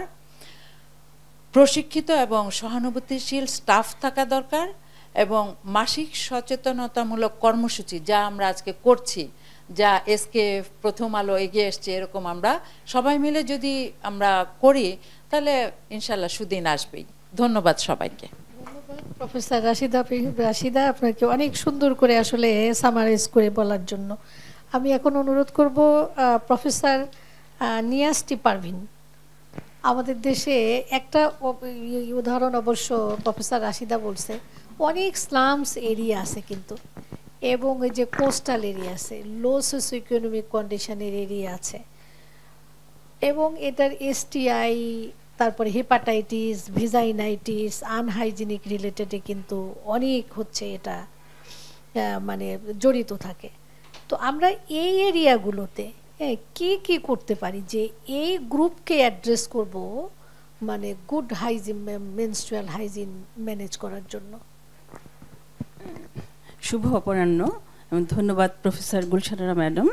এবং প্রথমেই আমি ধন্যবাদ এবং কৃতজ্ঞতা জানাচ্ছি আজকের এই গোল টেবিল বৈঠক যারা আয়োজন করেছেন, প্রথম আলো, এসকেএফ এবং PAGSB-কে অত্যন্ত একটি সময় উপযোগী আলোচনার জন্য। এবং ধন্যবাদ জানাচ্ছি সারা বাংলাদেশের প্রত্যন্ত অঞ্চল থেকে ফেসবুকের মাধ্যমে যারা এই প্রোগ্রামের সাথে সংযুক্ত আছেন।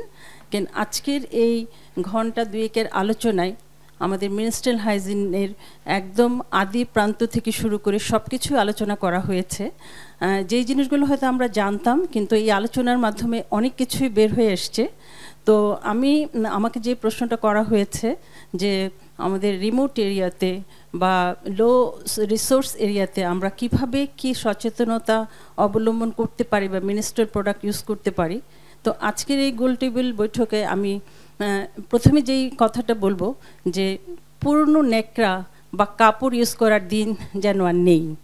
তো এবং সেটা থেকে বের হয়ে আসতে হলে আমাদের নারীদের বুঝতে হবে যে মিনিস্ট্রিয়াল হাইজিন যদি আমি মেনটেন না করি তাহলে আমার কি প্রবলেমটা হতে পারে, তাকে প্রথমে সেটাই বুঝতে হবে।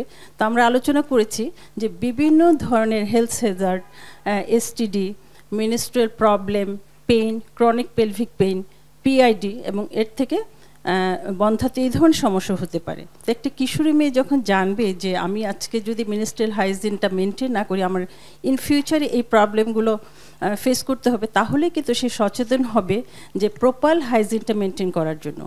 তো আমি আগেই বলেছি যে আমরা পুরনো নেকড়া ইউজ করব না। আমাদের সমাজকে, সোসাইটিকে, পরিবারকে একটি মেয়ের জন্য প্রতি মাসে মিনিস্ট্রেশনের জন্য হেলদিভাবে ইউজ করার জন্য মিনিস্ট্রিয়াল প্যাড সেটা সরবরাহ থাকতে হবে। এবং আমাদের অনেক আলোচকে বলেছেন যে আমরা ফ্রি অফ কস্ট বা লো কস্টে আমরা কীভাবে সেটা প্রোভাইড করতে পারি।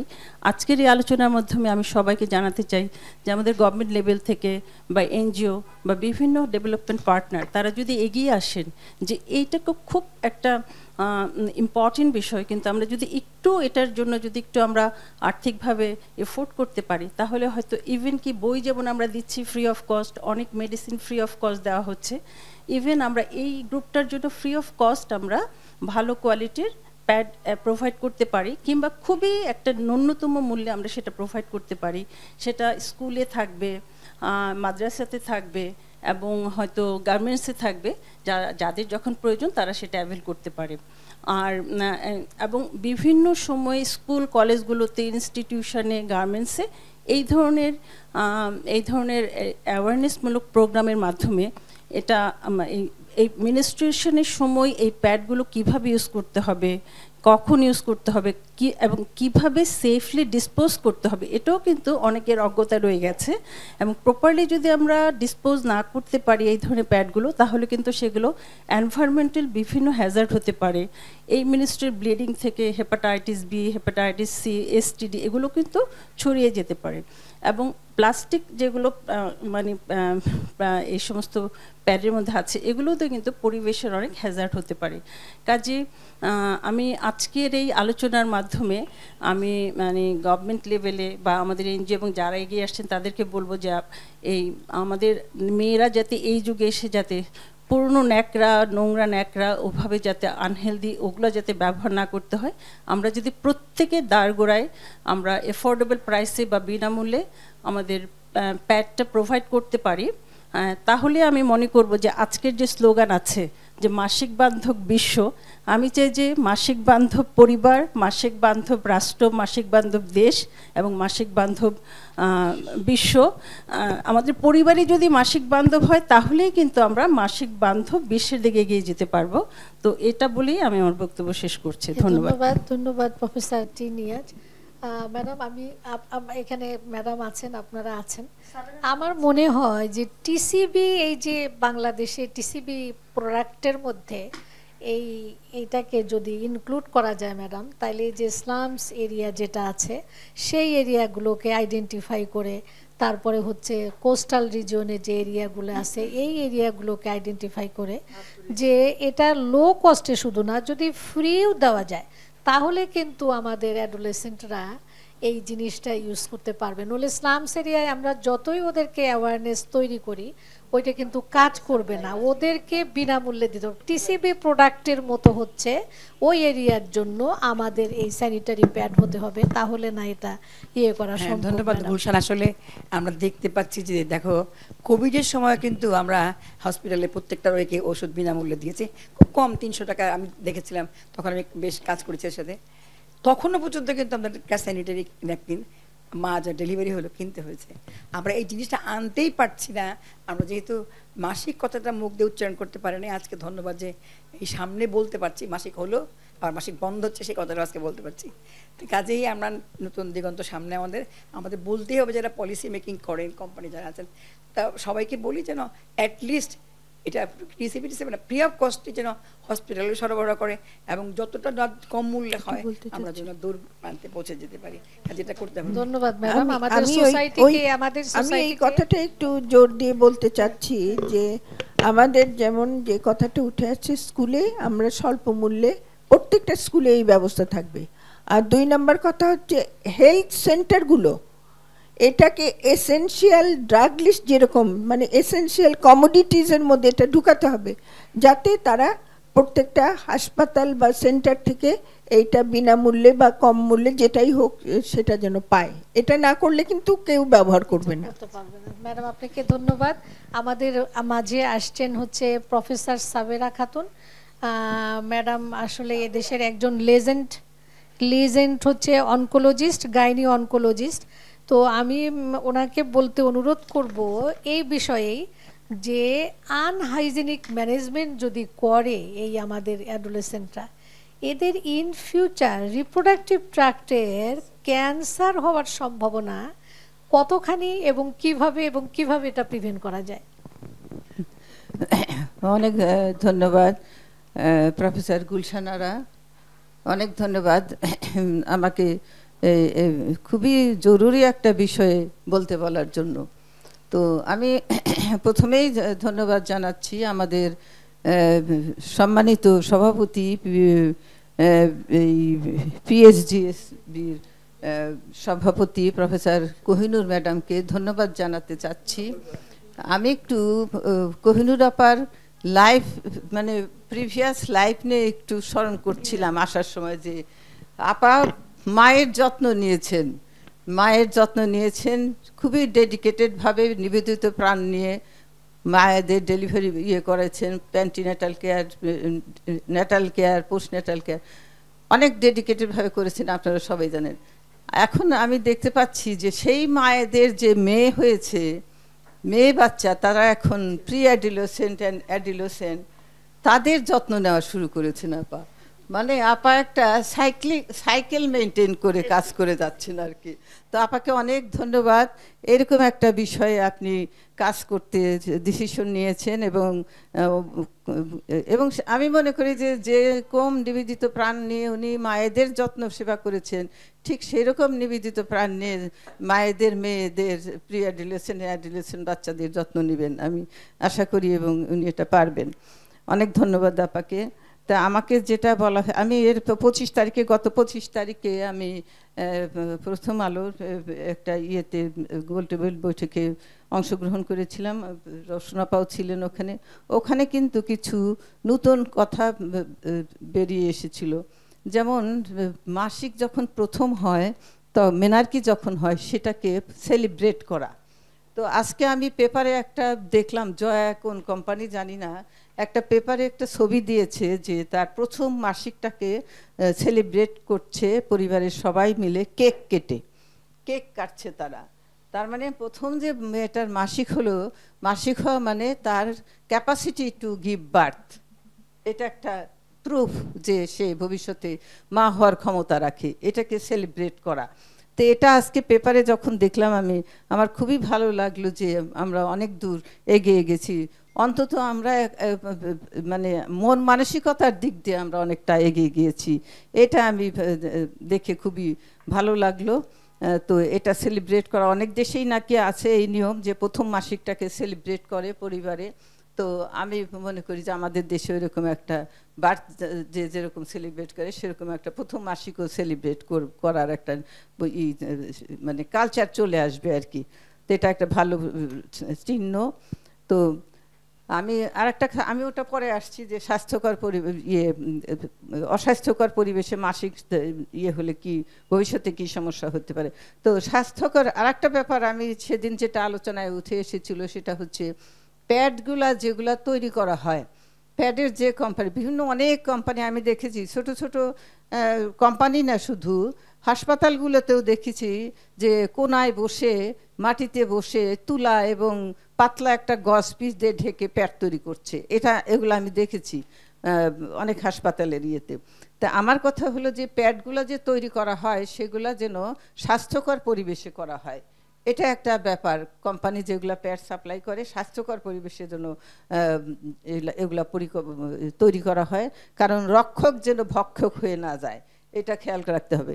আরেকটা ব্যাপার হচ্ছে যে প্যাডগুলো, এগুলো এভরিথিং, এগুলো আলোচনা চলে এসেছে, স্কুল, কলেজ, ইউনিভার্সিটি, কর্মক্ষেত্র, তারপরে স্লাম এরিয়া, বস্তিতে কিভাবে করবে, এগুলো সব কিছুই আলোচনা হয়েছে। এবং একটা জিনিস খেয়াল রাখতে হবে, আমরা যদি ইডিসিএল এর মাধ্যমে যদি প্যাড করতে যাই, কিংবা অন্য কোনো এনজিও কিংবা মাধ্যমে যদি প্যাড ডিস্ট্রিবিউট করতে যাই বস্তিতে, সেখানে যেন এটাকে নিয়ে একটা বিজনেস শুরু হয়ে না যায়, সেদিকে খেয়াল করতে হবে আর কি। তো যাই হোক, এখন অস্বাস্থ্যকর পরিবেশে যদি মাসিক করা হয়, তাহলে কি সমস্যা হতে পারে। যেমন ক্যান্সারের সম্ভাবনা, আমি বলি যে বাংলাদেশে না, অনুন্নত দেশগুলোতে মেয়েদের প্রথম ক্যান্সার হলো, প্রথম ব্রেস্ট ক্যান্সার, তারপরে হচ্ছে সার্ভাইকাল ক্যান্সার, জরায়ুর মুখের ক্যান্সার। তো এই জরায়ুর মুখের ক্যান্সারটা একটা ভাইরাস দ্বারা হয়, HPV নামক একটা ভাইরাস দ্বারা হয়। যেহেতু ভাইরাস একটা ইনফেকশন, ভাইরাস দ্বারা ইনফেকশন হয়, তারপরে সেই ভাইরাসটা যখন বারবারই ভাইরাস দ্বারা মেয়েটা ইনফেকশন হতে হয়, তখন তার একটা জরায়ুর মুখের ক্যান্সার হওয়ার সম্ভাবনা অনেক বেড়ে যায়। তো এখন এই ভাইরাসটা যত আগে আসবে, তার শরীরে ঢুকবে, তত তার ক্যান্সার হওয়ার সম্ভাবনা বেড়ে যাবে। Not only cervical cancer, vaginal cancer, vulval cancer, এগুলো হওয়ার সম্ভাবনা বেড়ে যায়। তো এখন মেনার্কিতে যদি এই একটা অস্বাস্থ্যকর পরিবেশে সে তার প্রথম মাসিকটা কিংবা অ্যাডোলেসেন্ট পিরিয়ডে যদি তার প্রথম মাসিকের ব্যবস্থাপনা হয়, তখন কি হবে, এই সময়ে তার জরায়ুর মুখে, সার্ভিক্সে একটা পরিবর্তন হয়, একটা হরমোনের ইফেক্ট হয়, মানে সাডেন একটা আউটব্রাস্ট হয় স্ট্রোজেনের হরমোনের, সেই সাডেন আউটব্রাস্টের জন্য জরায়ুর মুখে তার একটা ভালনারেবল ইপিথেলিয়াম তৈরি হয়। সেই ইপিথেলিয়ামটাতে এইচপিভি নামক ভাইরাসটা খুবই অতি সহজেই বাসা বাঁধতে পারে। তো এখন অস্বাস্থ্যকর পরিবেশে যদি তার মাসিক ব্যবস্থা করা হয়, অস্বাস্থ্যকর যেমন নোংরা কাপড় কিংবা নোংরা টিস্যু ফেলে রাখেছে সেগুলো দিয়ে হয়, কিংবা এমন একটা প্যাড সে ব্যবহার করলো যেটা স্বাস্থ্যকর পরিবেশে তৈরি করা হয় নাই, সেরকম প্যাড ইউজ করলেও তার এই ভাইরাসটা কিন্তু তার জরায়ুর মুখে বাসা বাঁধার একটা বিরাট সম্ভাবনা হয়ে যায়। এবং অনেক দিন যাবৎ সেই ভাইরাস যদি থাকে, পারসিস্টেন্ট ইনফেকশন আমরা যেটা বলি, তাহলে তার সার্ভাইকাল ক্যান্সার হওয়ার সম্ভাবনা অনেক বেড়ে যায়। তো আমাদের দেশের ডাটা অনুযায়ী দেখা গেছে যে সার্ভাইকাল ক্যান্সারের যত মহিলা আসে তাদের বেশিরভাগই দেখা গেছে যে এই অস্বাস্থ্যকর পরিবেশে তাদের বসবাস, এবং নিউট্রিশনাল তো আছেই, এডুকেশনের অভাব আছে, এবং সর্বোপরি তাদের অল্প বয়সে বিয়ে এবং অল্প বয়সে বাচ্চা হওয়া, এবং আরও কিছু ফ্যাক্টর আছে, মাল্টিপল সেক্সুয়াল পার্টনার, এগুলো আছে। তো এখন এই অস্বাস্থ্য পরিবেশে মাসিকের ব্যবস্থাপনাটা এটা কিন্তু একটা বিরাট ব্যাপার। এবং তার সাথে যদি এই অল্প বয়সী প্রি অ্যাডোলেসেন্ট এবং অ্যাডোলেসেন্ট গার্ল নিয়ে কথা বলছি আমরা, এই সময়ে যদি তার বিয়ে হয় কিংবা সেক্সুয়াল অ্যাক্টিভিটি হয়, সেটাও তার সার্ভাইকাল ক্যান্সারের সম্ভাবনা অনেক বেড়ে যায়। তো আমি বিশেষ করব এখন, তা আমাদের এই যে যে মাসিকের ব্যবস্থাপনাটা কিন্তু খুবই জরুরি। বিশেষ করে প্রথম যখন মাসিক শুরু হয় তাকে সম্পূর্ণভাবে শিক্ষিত করে তোলা, জ্ঞান দেওয়া, এবং এটার যে প্রতিক্রিয়া, এর যে পার্শ্বফল, খারাপ দিকগুলা, এর মধ্যে ক্যান্সার যে হতে পারে এটাও কিন্তু আমরা ঢুকাতে পারি। যে তুমি এই মাসিকের ব্যবস্থা যদি অস্বাস্থ্যকর পরিবেশে যদি থাকো মাসিকের সময়, তাহলে তোমার কিন্তু ক্যান্সার হওয়ার সম্ভাবনা বেড়ে যাবে ভবিষ্যতে। এটাও কিন্তু আমরা বলতে পারি ওদেরকে অ্যাওয়ারনেস ডেভেলপ করার সময়, বিশেষ করে তার গার্জিয়ানদেরকে আমরা ইজিলি এই তথ্যটা দিতে পারি আমরা, যে তার জরায়ুর মুখের ক্যান্সার হওয়ার সম্ভাবনা অনেক বেড়ে যাবে। তো এটুকু বলে আমি শেষ করছি। অনেক ধন্যবাদ। ম্যাডাম, আপনাকে অনেক ধন্যবাদ। তাহলে এইচপিভি ভ্যাকসিনেশনই হচ্ছে মানে সব কিছু নয়। এইচপিভি ভ্যাকসিনেশনের সঙ্গে আমাদের অ্যাডোলেসেন্টদেরকে মানে মেনস্ট্রুয়াল হাইজিনটা মেনটেন করতে হবে, নিউট্রিশনটা ঠিক মতো করতে হবে, তাহলে না দেখা যাবে যে জরায়ুর মুখের ক্যান্সারটা প্রিভেন্ট করা যাবে। এই বিষয়ে আপনাকে আলোকপাত করার জন্য অনেক ধন্যবাদ। আমরা প্রায় শেষ দিকে চলে এসেছি। আমি এই পর্যায়ে আমাদের চেয়ারপারসন প্রফেসর কোহিনুর বেগম এই আলোচনার থেকে সোসাইটি থেকে কি করতে পারবেন এবং রিকমেন্ডেশনটা কি হলো ম্যাডাম, এই বিষয়ে একটু আলোকপাত করার জন্য অনুরোধ করছি।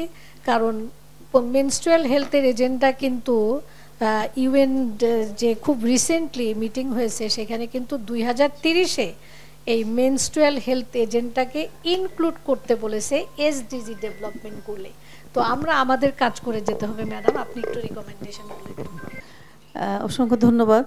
তো আমার সামারাইজ করা দরকার পড়বে, বিকজ আমার বক্তারা যা বলছে একটা পয়েন্টও বাদ নাই। দে হ্যাভ তার সব ব্যাপারে টাচ করছে, including what is menstruation, normal কি, অ্যাবনর্মাল কি, ডিজিজ প্রসেস কি তার সঙ্গে থাকতে পারে, হঠাৎ আমার মেনস্ট্রুয়েশন হাইজিন মেনটেন করার কী কী ব্যারিয়ার আছে, how to overcome this barrier, এসব সম্পর্কে আলাপ হয়েছে। এখন ওই জন্য শেষে যেটা বলছে সেটাই গুরুত্বপূর্ণ। অ্যাজ এ সোসাইটি পিএইচএসবি আমাদের কী রোল আছে, আমরা যারা এই সোসাইটিতে আসি, এটা ঠিক যে আমাদের নিশ্চয়ই কোনো সব কিছু এনজিও, সব কিছু গভর্নমেন্ট এদের উপর ছেড়ে দিলে আমাদের চলবে না, আবার সব কিছু কোম্পানি করবে তার চলবে না। আমাদেরও কিছু রোল আছে। সেটা হলো আমরা এতদিন কথা বলতে পারি না, মানে কথা বলতে পারছি, কিন্তু এই যে ফ্র্যাঙ্কলি বলছি এভাবে বলতে পারি না, সে কথা ঠিক যে কে কীভাবে নিবে মেনস্ট্রুয়েশন সম্পর্কে ডিসকাস করাটা না। এখন মাস মিডিয়ার বদৌলতে এবং অথবা রেডিও টেলিভিশনের বদলতে অনেক মেয়েরা এখন জানে যে মেনস্ট্রুয়েশন কী জিনিস, কী করতে হবে। আমরা শুধু এক্সপেডাইট করা, আমরা তাদেরকে আর একটু কনভিন্স করা, তাদের এডুকেশন দেওয়া, what is menstruation, how to maintain it, what are the complication, তুমি যদি নাম মেনটেন না করো তার কী কী সমস্যা হতে পারে, এই সম্পর্কে আলোচনা। একটা এক্সাম্পল, পেশেন্ট যখন আমার কাছে আসে বলবে যে আমার এইটা হয়েছে, আমি বলি তুমি মেনস্ট্রুয়াল প্যাড কতক্ষণ পর বদলো, বলে এই তো সকালে লাগাই বিকালে, এই যে আইডিয়াই তো নাই। যে এটা 4 ঘন্টা 6 ঘন্টা পরে ডেলিভারি করতে হবে। আবার অনেকে বলবে যে অনেকে আমি জিজ্ঞেস করি তোমরা কি প্যাডের উপরে কোনো আবার টয়লেট পেপার কিছু ইউজ করো? হ্যাঁ, না পারবা না তো। তুমি যে ওইটার উপরে এক্সট্রা টয়লেট এক্সট্রা টিস্যু তাহলেই তোমার ওর মধ্যে কেমিক্যাল আছে, ওই টয়লেটের মধ্যে কেমিক্যাল আছে, that can cause irritation, that can cause itching. এই যে সাধারণ খুবই সাধারণ জিনিস, এগুলি আমাদের যে প্রফেশনাল আমরা যখন আসবে তখন আমরা এগুলি মা পেশেন্টের ওই বাচ্চাটার মা এবং তার বাচ্চা দুজনকে আমাদের এগুলি কাউন্সিলিং করতে হবে। সো এজ এ পিএইচডি আমাদের ফ্যাকাল্টি আমাদের উচিত হবে যে আমাদের কাছে যেটু অ্যাক্সেস আছে সেটু করা, এবং আমরা চেষ্টা করব যেখানে যেখানে অনেক ছাত্র অনেক স্টুডেন্ট একসাথে, স্টুডেন্ট না অনেক অ্যাডোলেসেন্ট একসাথে থাকে বা অনেক মেয়ে থাকে, সেখানে গিয়ে আমাদের এগুলি প্রচার করার সুবিধা, যেমন স্কুল, গার্মেন্টস, তারপর কমিউনিটি সেন্টার, এই সমস্তগুলিকে আমাদের করতে হবে। এবং আমাদের চেষ্টা করতে হবে গভর্নমেন্টের সঙ্গে আমাদের এই সমস্ত ব্যাপারে আলাপ আলোচনা করা, আমরা ইনক্লুড চেষ্টা করব। গভর্নমেন্টের যে সমস্ত প্রোগ্রাম আছে না, অ্যাডোলেসেন্টের প্রোগ্রাম আছে, ওটার মধ্যে আমাদের পিএইচডি মেম্বারদের ইনক্লুড করার চেষ্টা করি, রিকোয়েস্ট করতে হবে যে আমাদের ইনক্লুড করেন। তাহলে আমরা যতটা দিতে পারবো as a senior person, as a expert, অন্যদের তুলনায় নিশ্চয়ই আমার মনে করবো যে আমরা বেশি দিতে পারবো। তো অন্য যে আমাদের ইনক্লুড করে, আমরা রিকোয়েস্ট করি, তাহলে আমাদের পক্ষে এই ব্যাপারে আরও জনসচেতনতা বাড়ানো এবং তাদের কার্যকর পদক্ষেপ রাখা ইজি হবে। ধন্যবাদ গুলশান। ধন্যবাদ ম্যাডাম আপনাকে। আমাদের একদম শেষ পর্যায়ে আসছি। আজকে আমি ধন্যবাদ জানাতে চাই প্রথম আলোকে যে আমাদের সহযোগিতার জন্য, এবং এতক্ষণ ধরে আমাদের কথাগুলোকে অনেক মানুষ হচ্ছে ফেসবুকের মধ্যে এবং মিডিয়ার মাধ্যমে জানতে পারলো।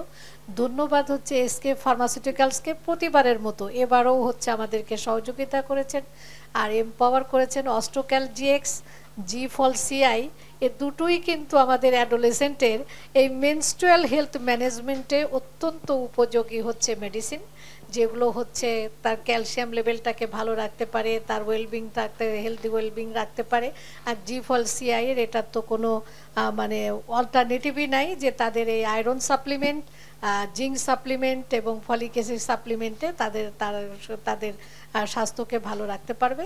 আর ধন্যবাদ সবাইকে। এখানে রথি আছে, রথিকে অনেক বলে অনেক বিরক্ত করেছি, এবং সবাইকে ধন্যবাদ আপনারা যারা ম্যানেজমেন্টে আছেন, এবং ইন ফিউচার আমরা এগুলা করতে পারবো এই আশাবাদও ব্যক্ত করছি।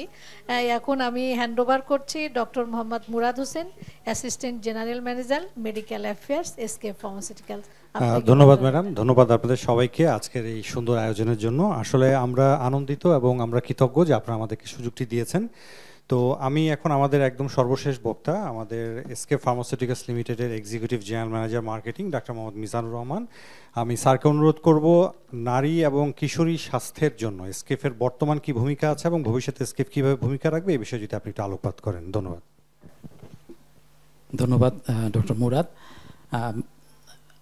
পিডিয়াট্রিক এবং adolescent gynaecology society of Bangladesh আয়োজিত আজকের এই গোলটেবিল আলোচনায় বাংলাদেশের স্বনামধন্য গাইনোকোলজিস্ট অ্যান্ড অবস্টেটিশিয়ান আপনারা যারা উপস্থিত আছেন তাদেরকে আমি এসকেএফের পক্ষ থেকে আবার অভিনন্দন জানাচ্ছি।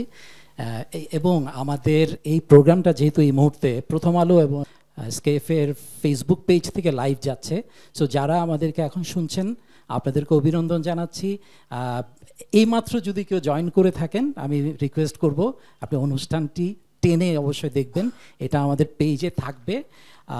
কারণ আজকে এখানে আমাদের যে আলোচক বৃন্দ, বাংলাদেশের যে স্বনামধন্য গাইনোকোলজিস্টরা আছেন, ওনারা এমন একটি বিষয় নিয়ে আলাপ করেছেন এবং ওনাদের মনের কথা বলেছেন। সো এবং অনেক গুরুত্বপূর্ণ জিনিস ছিল, আপনাদের এটা দেখার আমন্ত্রণ রইল। এবং আমি বলতে চাই যে আজকে যে বিষয় যেটা খুবই বৈচিত্র্যপূর্ণ একটা বিষয়, এটার সাথে মাসিক বান্ধব, বিশ্বের জন্য একতা।